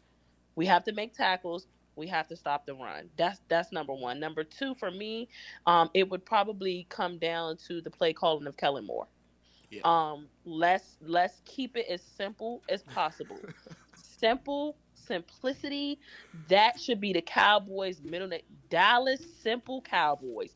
That should be the middle name of the franchise. Let's keep it simple. Let's stick to our identity. We run the ball. And then we look for the run to open up the pass. We are not looking to make Dak a pass-happy quarterback. I should not in any capacity see the man throw for 35 to 40 times a game. Absolutely not. Dallas needs to be running on minimum 25 times a game. Stick to the plan, boys. As long as we stick to the plan, we're good. But if either one of those like take a dive, so goes the Cowboys. Yeah. For sure. And hopefully soon, because we also cover the other sports leagues there, and hopefully Cavante Turpin gets a punt return touchdown sooner or later. I would love that. Yeah. I would love that. I'm for the USFL. He did all this in the play. He did all this in the preseason. I need to see this in the regular season. I need to see this come out in the regular season. So Of course. yeah. Special teams, of course, are huge, and also penalties. We need to make sure that we tighten up on penalties as well going into the postseason. For sure. Now, that NFC East, which you obviously cover Commanders a little bit for 1340 as well. Yeah. NFC East is going crazy right now. All teams above 500. You've got the Giants kind of going downhill a little bit. You've got the Commanders kind of finding their stride a little bit. They have a very important game this week against each other to kind of decide who might have the leg up on that last NFC playoff seed. I guess if you had to kind of pick and choose between one of those two teams getting that last playoff seed, do you think it would be the Commanders at this point, or do you like the Giants a little bit more for that spot? Right now, let me tell you something. The moment that Carson Wentz went out, I knew what time it was in Washington. For some unapparent reason, the Commanders have listen, all roads lead back to Taylor Heineke. That has literally been the case the last 3 seasons here, from what I can recall. All roads lead back to him. For some unapparent reason, they don't want to build the team around him because he's not your typical face of a franchise. Right. But those guys love Taylor Heineke. They rally behind Taylor Heineke. So the moment Carson Wentz went down, I am literally on record saying, recorded Twitter spaces and all. I'm literally on record saying, because at that time, Carson Wentz was only going to be out for like 4 games because they had put him on IR. Right. I said, okay, watch Taylor Heineke come in and at least take these boys 3-1. This is what he does. I've seen him do it. He literally came in and did that to an extent. They are literally 5-1 since he's came in. Yeah. They rally behind him and they are getting hot at the right time, which makes me utterly sick to my stomach. I'd rather drink bleach than to see any of this. But I already knew what it was. I'm not surprised because they rally behind him. Now the thing is, and this is probably why they won't build around him, is that when it's time to get over that hump, he's not your guy. Right. In pressure cooker moments, he's not your guy. They probably should have beat Tampa 2 years ago. Very true. Yeah. That They playoff were game was a lot in closer Washington. than what people probably remember. Yeah. They were in Washington. All the momentum on their side. That obviously that's the year that the Bucks end up winning the Super Bowl. But they should have beat Tampa, and I think that's why they just won't put all their eggs in Taylor Heineke's basket, because they're looking for a guy that can get over the hump. But when you talk about this regular season and getting them there, he can do it. And I think I trust Taylor Heineke and the players. Terry McLaurin is a dog. Again, they have a good run game with Gibson and Robinson. Their defense is not even at 100% because Chase Young is not back there. Is that his name? Oh, God, yes. Chase Young. Yeah, you got it. Listen, so, they're clicking at the right time. They're getting healthy. I would trust them over like Daniel Jones. I would trust them over the weapons that, the Giants have. Brian Daboll, he did a great job with those boys starting the season. Throwing some stuff out there that teams had never seen before. And of course, Saquon staying healthy has been huge for them. They wouldn't have any games won without Saquon. But the Commanders are just heating up at the right time, man. Like, I can see them grabbing that spot before New York. No, for sure. And that makes me sick to my stomach. It would make me sick to my stomach if the Giants grab the spot. Anybody outside of Dallas, it makes me sick to my stomach. So, yeah. Well, and of course, I imagine you've been pretty sick to your stomach watching the Eagles go 10-1. Oh, disgusted. Start this season. Pretty disgusted. Now you've gotten a chance to see your Cowboys go against them once this year. You got another game against them in Dallas coming here before the end of the season. Yeah. There is a world where the Cowboys can kind of catch them if they start to stumble a little bit down the stretch. Now, we talked about what could potentially be, the fly in the ointment for the Cowboys. Do you think there is any, major flaw that can be pointed out about the Eagles that could potentially stop them from making a deep playoff run? They suck against the run as well. Yeah. I think they're ranked like 20th or 21st against the run. If you have a solid, here's the deal. The Eagles should have more than one loss on their belts. They almost lost to the Colts a few weeks ago. Yeah, like it's just they're having to snag teams that don't have the offensive power. Yeah. If they were to see the 49ers, they would get smoked. Do you understand what I'm saying? Yeah, I agree. Because they have the offensive weapons. Again, I feel like, that tassel with Dallas, that last game, Dallas couldn't stop the run. We didn't want to tackle. If Dallas could key in on stopping the run, maybe we're having a different conversation about that Eagles-Dallas game. Again, because it's a division game as well, so those are always like topsy-turvy for me. Right. Not to mention you had Cooper Rush starting that game on the road.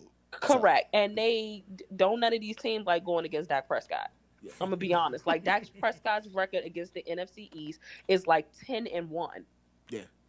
Like 11-1 or something since he's been like a quarterback for Dallas. So, they suck against the run, and they haven't really seen like an offense where once they're up, it's a wrap. Like they're gonna stay up. You're not gonna like. They haven't really seen. I mean, what the Jaguars was up 14 on them. I mean, it was the Jaguars. That was earlier in the season. Right. That was a little bit of adversity they faced. Who else have they really played? I don't recall. Yeah, I mean, they had a tough one, I guess, against the Colts.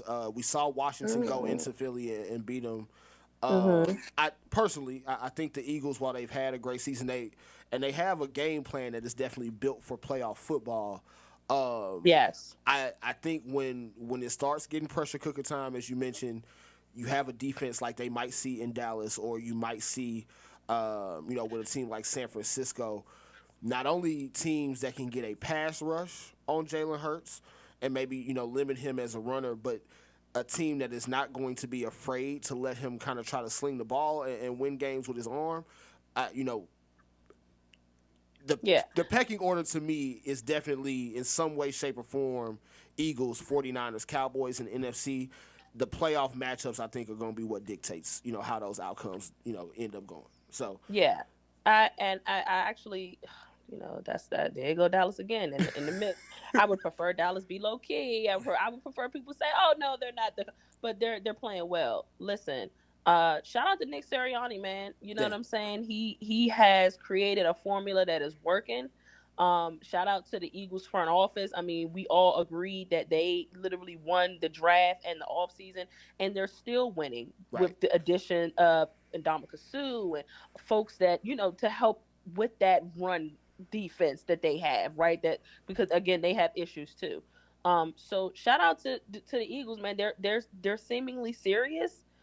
All the moves that they've made is literally Super Bowl or bust for them this year. Yeah. But I have to see, playoff ball is so different, man. I have to see AJ Brown in playoff ball. Who, by the way, who has butterfingers the last couple of weeks? I gotta see Jalen Hurts during playoff time when it's, you know what I'm saying? When it's really time, when that pressure of being one and done. That's different when it's different from when you got a game next week. Right. We all know it's just different. Right. So, but shout out to them, man. I hate to say it again. I'd rather, jump off my first story. I'm on the ground floor here, but I'd rather jump out of my window. That's how sickening it is to even say, oh, they're doing well. But I gotta give props where it's due. They are finding ways to win games. They're 10-1. They look good. They're not the best team in the league. But they look good. Yeah, and also that's all they're gonna get from me. They look all right. Right. Yeah, that's also because they also did trade for Robert Quinn from Chicago, which I'm glad he's probably glad to be out of Chicago right now, dear Lord. Oh yeah. Different problems going on. Yeah, there. so that creases their pass rush, and we all know in St. Louis how good Robert Quinn is on the pass rush. So. Oh yeah, for sure. That definitely bolsters that pass rush and defense overall for them. Now, I want to switch over to the AFC really quickly. I know a team that you also covered there for 1340, the Ravens. And to an extent, the Ravens, but I know what's going on. Yeah, so especially what happened in Jacksonville. Yeah, all sorts of shenanigans. This is not my life. We've seen these movies from them before here throughout this season. Blown lead after blown lead after blown lead.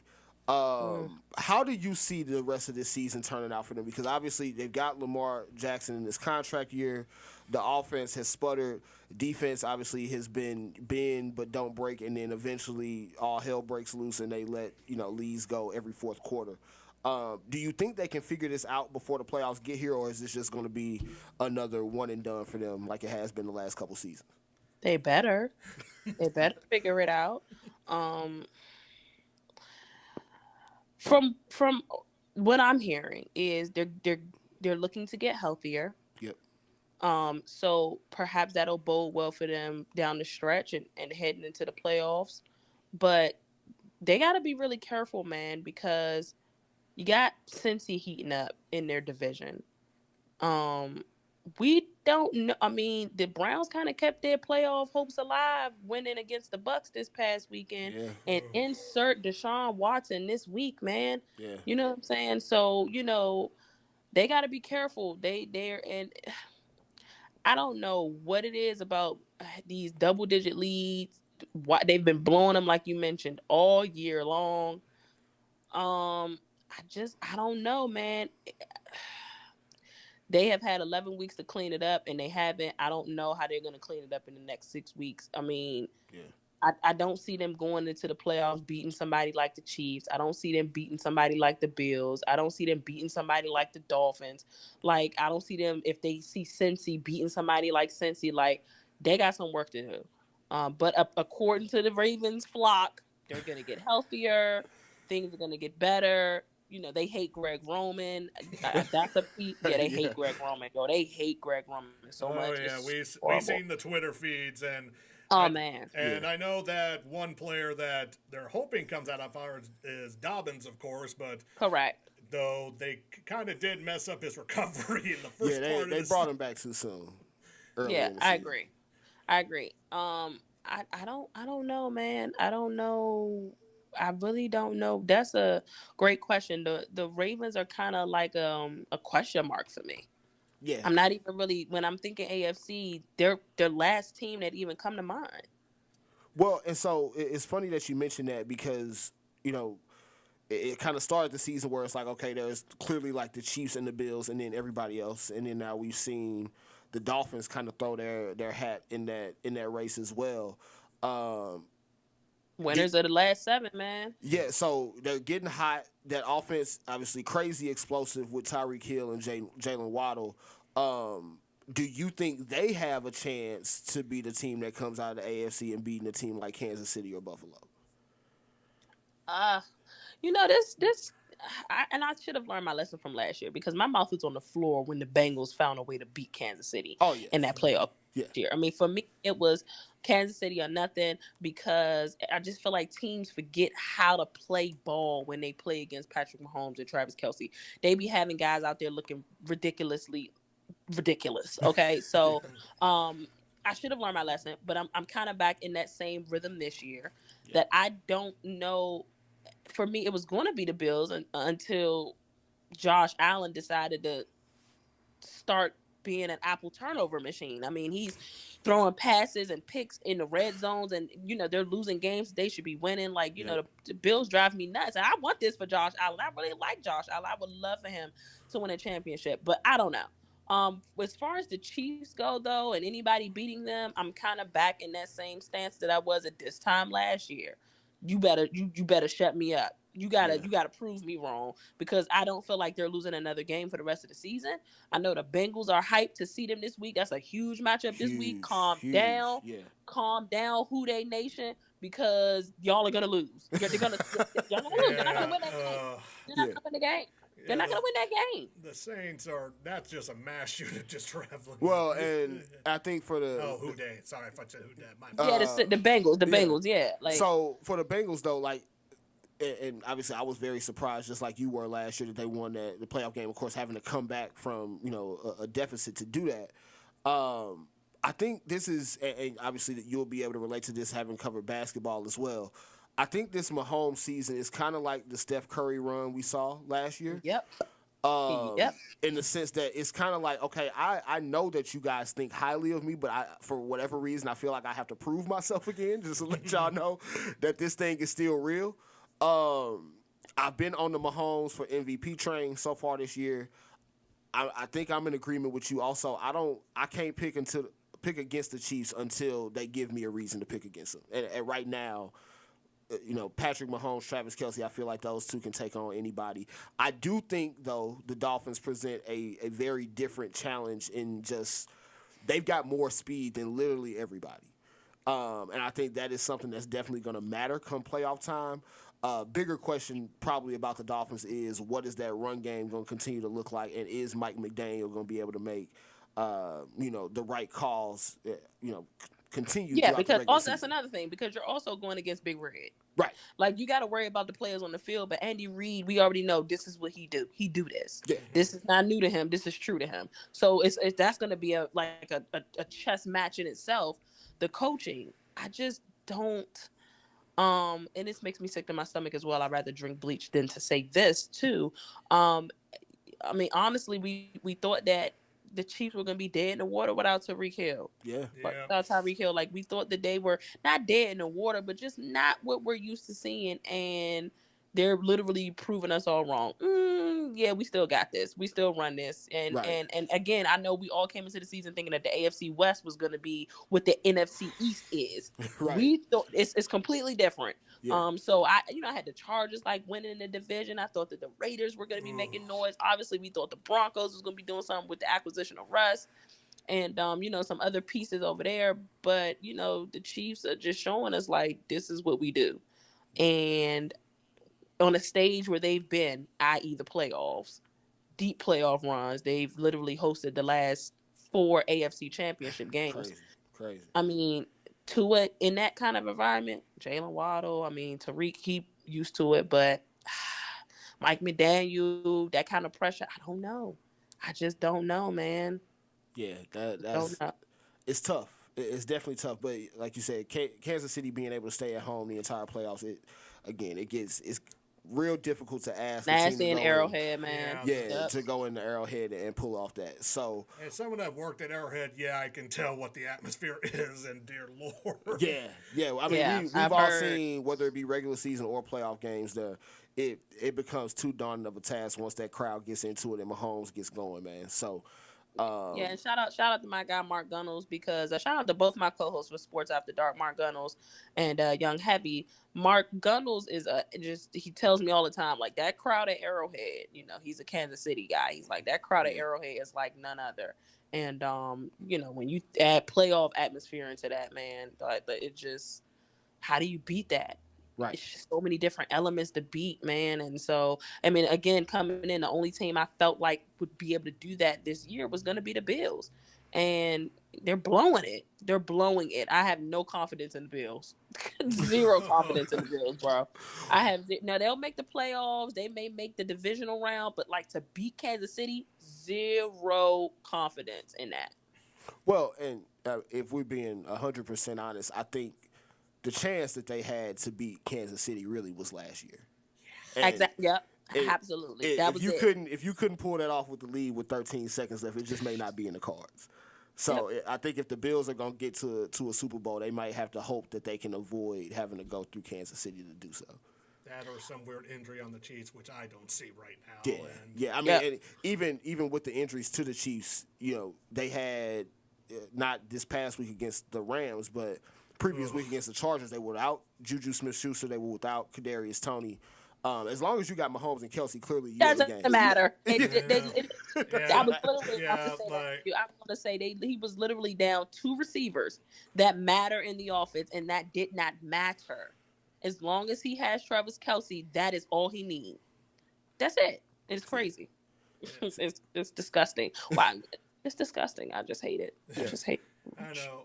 And one thing, too, because as we mentioned the Rams and they're the defending champions, I was just curious, have you seen ever a defending Super Bowl champion be this terrible after winning the Super Bowl?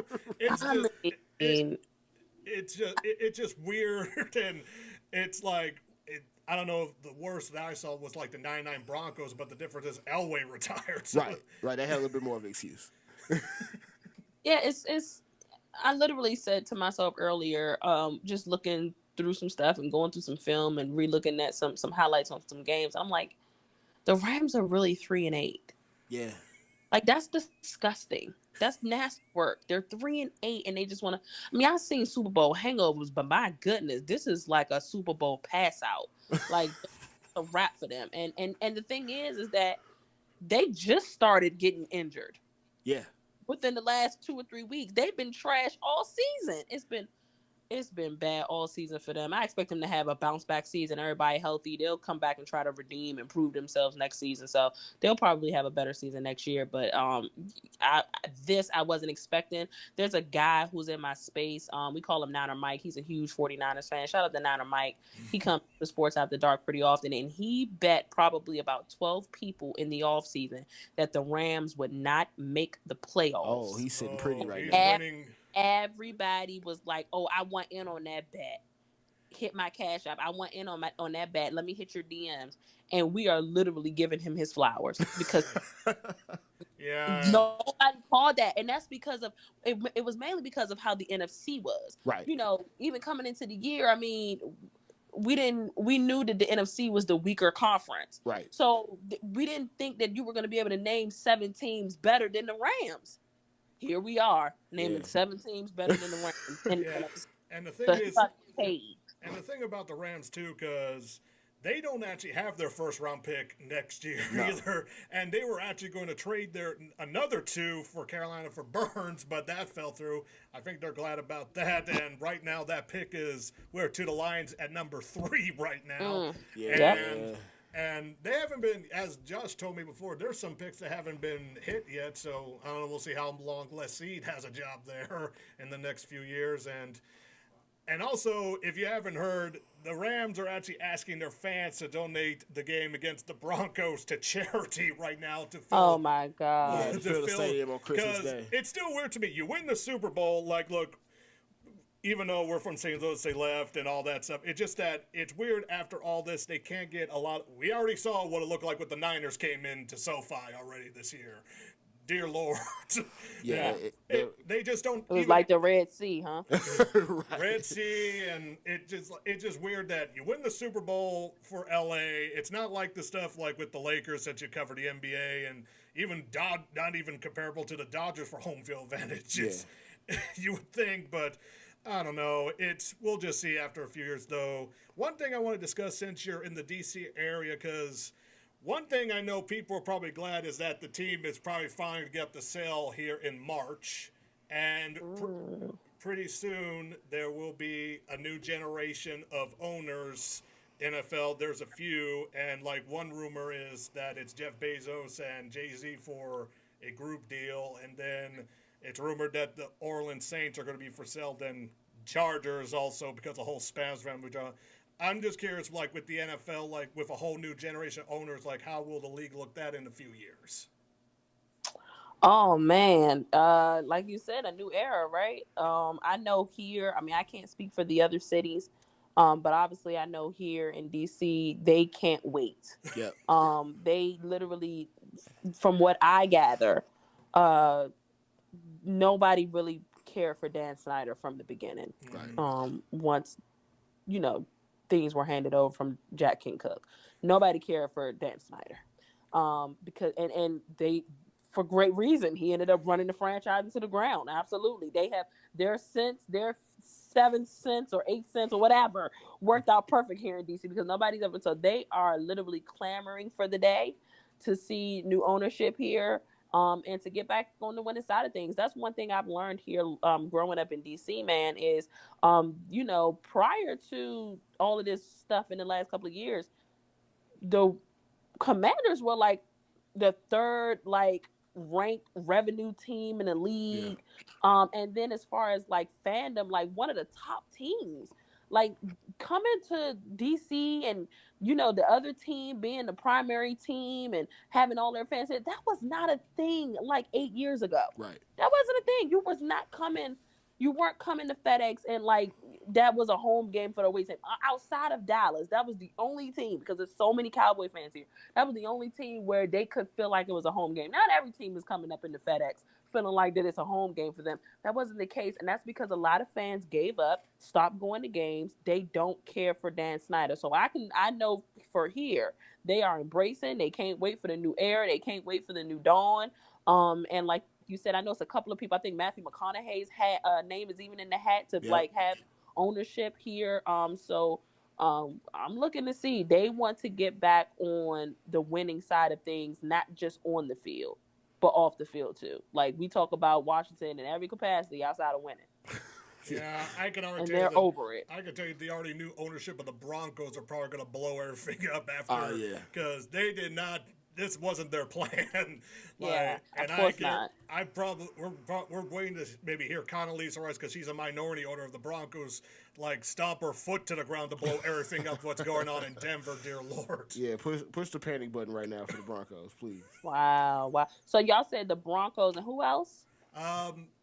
The Broncos, they got sold recently to one of the Waltons from Walmart, Stan Kroenke's brother-in-law, and Condoleezza Rice is one of their minority owners. For Washington, as I mentioned earlier, Jay-Z, Jeff Bezos, and Matthew McConaughey. Yeah. Apparently, the New Orleans owner, New Orleans, Benson family is looking to get out of there. And then you got all that Spanos family drama between the siblings right now, and that's been rumored to be for sale after that move to L.A. That even I'm still thinking they should not put a second team in L.A., in my opinion. Though technically, no, definitely shouldn't, for sure. Yeah, so I don't know, I wouldn't be surprised, but we'll see if that team gets it. That'll probably be moved in a few years, but I don't know. Because most of the NFL, you mostly have the families like the Bidwells, then most likely Jerry's son's going to take over the Cowboys. Yeah. So it's going to be interesting. Of course, I don't know, in other leagues, I know some conglomerates are buying teams, but hopefully that doesn't happen in the NFL, more like ownership groups. But we'll have to see. I think you're also at a point now where I imagine, and Ashley, you could probably, tell me yay or nay on this. I imagine whenever the Commanders get sold, that's probably going to be like a $7 or $8 billion sale. I agree.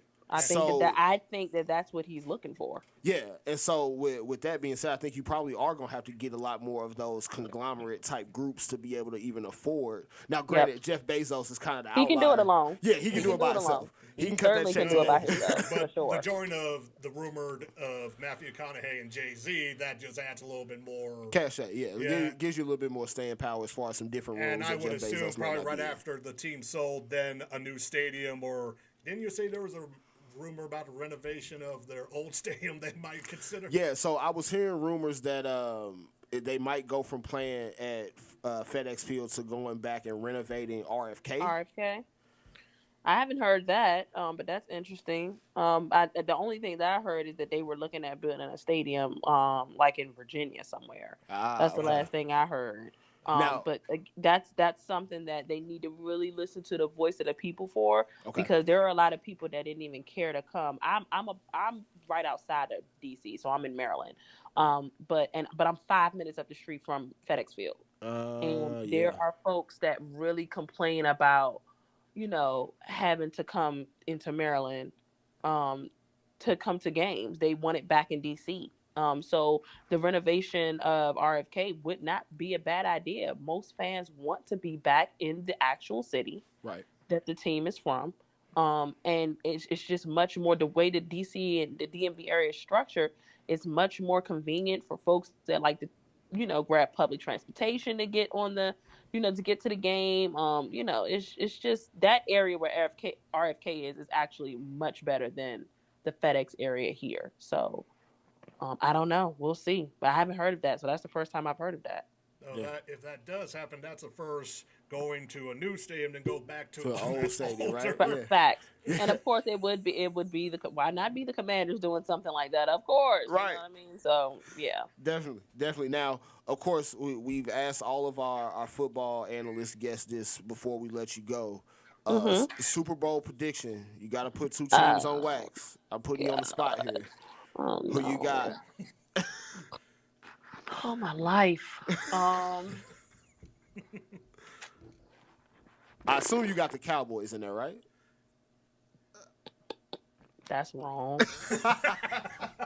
Look, I was trying to give you the boost. For your team. I don't like the.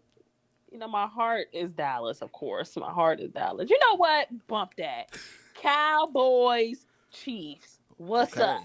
Okay. Cowboys, Chiefs. That's what I'm. It's Cowboys, Chiefs, or by some stroke of luck, Cowboys, Bills. Okay. Now I'm not gonna lie. Cowboys, Chiefs is a pretty old Super Bowl matchup between the Cowboys and the Bills, if I remember correctly. Yeah. That's one of those 4 straight that the Bills lost. Exactly. Yeah. Old school time. As a matter of fact, it might have been the first one of the 4, if I remember correctly. I might be wrong on that. The first one was the Packers. I might be wrong on that, but Cowboys Chiefs would be a pretty entertaining Super Bowl. I'm not gonna lie. Just putting that out there. So I'm sending some good juju towards your Cowboys. Appreciate that for the playoff run. But definitely a fun interview here tonight. We appreciate you joining once again. Let the people out here listening to you let them know where they can find you on social media. Absolutely, and thank you guys again for having me. Great time. Feel free to hit me up whenever you guys want me back on. I enjoyed the conversation. Oh yeah, we'll join in on the Twitter Space fun too, man. Yeah, of course. It's always a good time. So you can find me on Twitter and Instagram at AshleyBaker_21. You can also find me my podcast About Nothing But Sports wherever podcast platform you listen to. So Apple, Spotify, Google, that's where you can find the podcast. And also my show that I host with Mark and Young Heavy about Nothing But Sports. Mark and Young Heavy, Sports After Dark. We run that show Sunday nights after the games, Monday nights after the games, and Thursday nights after the game. We also have a college edition we run Saturday nights after the Saturday night games, and we do a football fantasy space on Wednesdays as well. So those are exclusively found on Twitter. You follow my page, you'll be able to tap into those spaces. Cool. Well, again, Ashley, it was great talking to you, catching up with, again, send some good juju your Cowboys way. We'll save the jokes for if and when they actually do lose, and we'll keep things pushing for you. But definitely we'll look forward to having you back again here soon. Thank you so much, guys. Appreciate it. All right. So, another fun guest for us here on Nest Football. I have It a was a feeling great time. that for shows the Denver and the Texans game is going to be talked about too. Yeah. So, I know, of course, we only got a few minutes left. I definitely wanted to get some shout-outs for high school football that we do have. Let me bring up a little bit of a something here, ladies and gentlemen, because for the Missouri high school right now, we're now partly, some state champions have gone by, and semifinals was last week. Let's go with the first two state championships. One in Illinois, one in Missouri. Oh, yeah. Illinois, of course. East St. Louis Flyers. Against Crystal Lake. If y'all haven't seen this picture going around on Twitter. Hold on here. Yeah, Will's got it coming up here on the screen for us. This was the coin toss, and people don't know that the state championship for the state of Illinois is held at the University of Illinois in Champaign. Yes. This is the coin toss. And you could see clearly, on the left, of course, the East St. Louis Flyers, Crystal Lake being the team on the right here. Very, very clearly from the beginning of this game. I don't think these guys are above 5'8". Well, I don't know what height they are. I just know East St. Louis looks like a bunch of 6'5", 6'6" guys. Right here, the tackle right here, that's the guy that's committed to Alabama. Yeah, so just let you know they've got quarterback right there. They've got an Alabama commit on the roster. That should obviously let you know the difference in talent. Yeah, and it's like I would say there are some people I know that like someone like I know even though I'm above 6 foot. Though I did, this isn't a brag. It's like the only way you would have this, you would have to squat like I did over 600 pounds in high school. To be a match for these guys. Yeah, just massive human beings there as high school football players. So they went up to state championship game and took care of business. I am curious what their lineman looks like. Dear God. And the score for this was 57-7. Yeah, not even close. You could have told me just by this picture that it was going to be a 60 or 70 point game, and I would have said, okay, I believe it. Yeah. Again, East St. Louis, man, they continue to churn out talent and churn out wins. Yes, another one for them. Though I wish there were more on the Illinois side for the east part of the Mississippi for St. Louis area, but unfortunately not this year. Nah, I mean East St. Louis, at least as far as we know, only team here throughout the area that was able to make it that far on the Illinois side. So definitely, again, shout out to them continuing that championship tradition. I believe their 10th state title in school history. 9th or 10th, you're about right, yeah. And then the other one, because St. Louis area got 2 state championships. Yep. The other one is the 6A, which is, of course, CBC versus one of the Kansas City known schools, Lee Summit North. And this was a good one. Went into overtime. Ooh, yes. 35-28. Probably one of the better games for a state championship in a while, especially in that one. Oh, yeah, especially. And then shout out to CBC. This is back-to-back state championships for that team. Christian Brother, well, they were called Christian Brothers Academy years ago. Yeah. And they have always been good. They have a long history. Yeah. Like 60s, 70s. And we mentioned, like I believe 9 or 10 total state championships for East St. Louis. I'm not sure what number CBC is on right now, but I know they're probably creeping up close to it, or at least in terms of total state appearances. They've been continuing to turn those out, man. So CBC with another hell of a season. We'll see next year if they can do the unprecedented and go for 3 straight. But huge win for them in overtime for a state championship. Yeah, and now to the semifinals. Class 1. Oh, Duchesne. You were so good. East Buchanan beat them 41-17. Man. Hey, hell of a season though for Duchesne, man. I want to see the smaller schools, especially the Class 1 in the St. Louis area.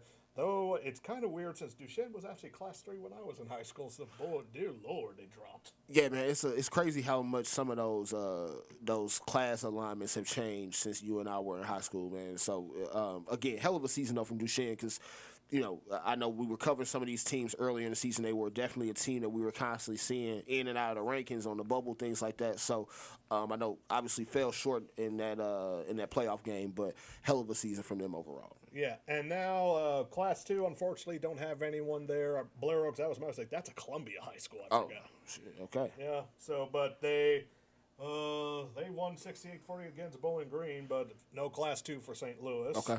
Class 3, yeah, here we go. Sullivan loses to Reed Spring 49-20. Damn, I mean, hey, shout out to Reed Springs, but Sullivan, we was counting on you, man. Holding it down for St. Louis. Yeah, next time, Eagles. Cardinal Ritter against Pleasant Hill, 54-35. Hey, there we go. Cardinal Ritter doing Cardinal Ritter things, man. Again, another school that we know here throughout the St. Louis area that, at least in recent years, if not before, continues to, have these great football seasons year in and year out. So, again, not sure what number state championship Cardinal Ritter is on at this point, but they've had a hell of a last few years from what I can tell. As someone that has seen them play when they were at Hillsborough, their one weakness is their run defense. Yeah. That is their one weakness. So I don't know what type of, because the Class 3 Missouri State Championship here against Reed Spring for 3A this weekend. Well, I don't know. Don't know much about Reed Spring. It's somewhere probably the eastern side because how the Missouri State playoffs are set up. They got 2 brackets on the left and 2 brackets on the right that collide in the middle, and each one is west side, east side of the state instead of just all west, all east. Because for Class 4, it's St. Louis against St. Louis. Right. So St. Dominic versus West Plains, 42-14. Hey, I said St. Dominic, they went on a hell of a run in the playoffs. They were beating some really good teams. So it does not surprise me at all that they were able to pull off that win for the state title. And then St. Mary's, you know who they are. Oh, yeah. Beat Smithville 37-23, and that means Class 4. So this is guaranteed for St. Louis no matter what for state. So guaranteed 3 so far, St. Dominic versus St. Mary's. 2 private Catholic schools, both high power. Hey, look, I've been avid. We were talking to Ashley about not betting against Patrick Mahomes and Travis Kelce. I can't pick against St. Mary's, man. They, of course, for those of y'all who aren't in the St. Louis area or aren't following this closely, of course, they might be at risk of losing their school after this year. They are, though, for what some people we know, they might be going independent. Yeah, so might be going independent. I've heard they might also merge with John Burroughs, so we'll see how all that. Oh, that would be better than Bishop DeBerg. So. Oh, I'm sorry. It might be Bishop DeBerg. So one of those two. DeBerg is crap. Yeah, DeBerg is terrible. Sorry to anybody who's a current student or alumni of DeBerg, but we just calling it how we see it right now. Yeah, so they are talks about merging with one of those schools, but at the end of the day, I think they just playing for a little bit more than just the state championship. So I'm gonna ride with St. Mary's on that one. Yeah, and looks like here now for Class 5, we got. It looks like I might have to double check that. We got Francis Howe versus Carthage for the state for Class 5. Francis Howe beating 35-13, and Carthage beating 56-4 Osage against Cape Central. So right, I think I'm gonna ride with Francis Howe on that one. Yeah. They've been, again, another team that's kind of been in and all around the rankings throughout the season. I think they finish it off with a state championship. And then on our next show, of course, we'll be going down to 3 state championships here, and it will be a while before we cover St. Louis high school football again because it won't be until National Signing Day. Yeah. And also one thing, too, St. Mary's, there is, of course, they're running back a Mizzou commitment. And so we'll see what other commitments go locally and stuff. So hopefully we'll see what happens after the transfer portal because that happens December 5th, the day before. Yeah, we'll definitely see because I know there's going to be a lot of movement with the players signing and committing to different schools. Again, you mentioned transfer portal is going to have a lot to do with where some of these commits go. So at least we know Burden's staying. That's the big thing. And look, keep them chips coming, man, because I've had like 3 or 4 bags of the Luther Burden chips in the last 2 weeks. $2 at Snooks, and though I have seen some convenience stores selling them for $4 or $5. So. Hey, look, get the man his NIL money. Let's just no, keep it. I think they bought them from Snooks and sold them at the convenience. So he doesn't get money that way. Stepping on the market a little bit. But yeah, so it's been a crazy show. Had a little bit more to get into Week 13 preview-wise. Just know this upcoming week in the NFL is going to be pretty crazy in terms of matchups and what those matchups mean playoff-wise. Of course, there's going to be there's that circus with Houston. Well, yeah, so real quick before we go, the Houston Texans are hosting the Cleveland Browns. Of course, this is Deshaun Watson's first game back, not only from his suspension, but his first game back in Houston. If you have not seen this already today, there are going to be, I believe, 10 of his sexual assault allegation accusers that are going to be at the game. And he already settled with them. So I'm going to just say this. It's going to be a shit show. That's why this game here is our Tank Bowl of the week. Oh, yeah. It's easily the Tank Bowl. You have the worst team in the league versus a Cleveland Browns team that, I mean, they could be handing over a top 10 draft pick with a loss. Yes, because as we get older, Texans solely own the number 1, but they also got the number 10 with the trade with the Browns. Yeah. So we'll see how that turns out for the Texans. I do think, though, regardless of how you feel about Deshaun Watson, the case, whatever, he's going to be very clearly an upgrade at quarterback over Jacoby Brissett. Mm-hmm. I imagine if no other game, he's going to have a crazy game this week.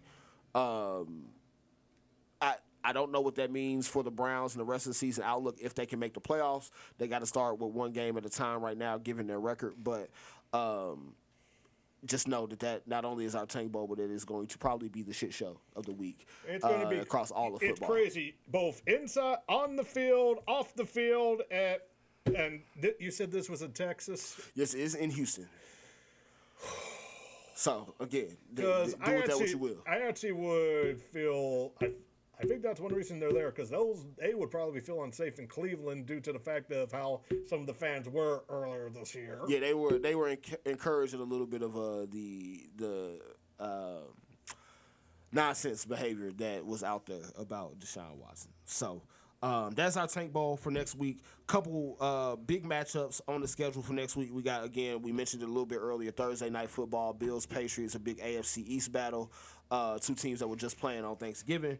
You also have the Eagles and Titans, 10-1 Eagles versus 7-4 Titans in Philadelphia. You got Chiefs and Bengals in Cincinnati, big game between two AFC contenders. You also have AFC versus NFC contender, Miami Dolphins going against the San Francisco 49ers. Mike McDaniel gets to go against his old team and old coach, Kyle Shanahan.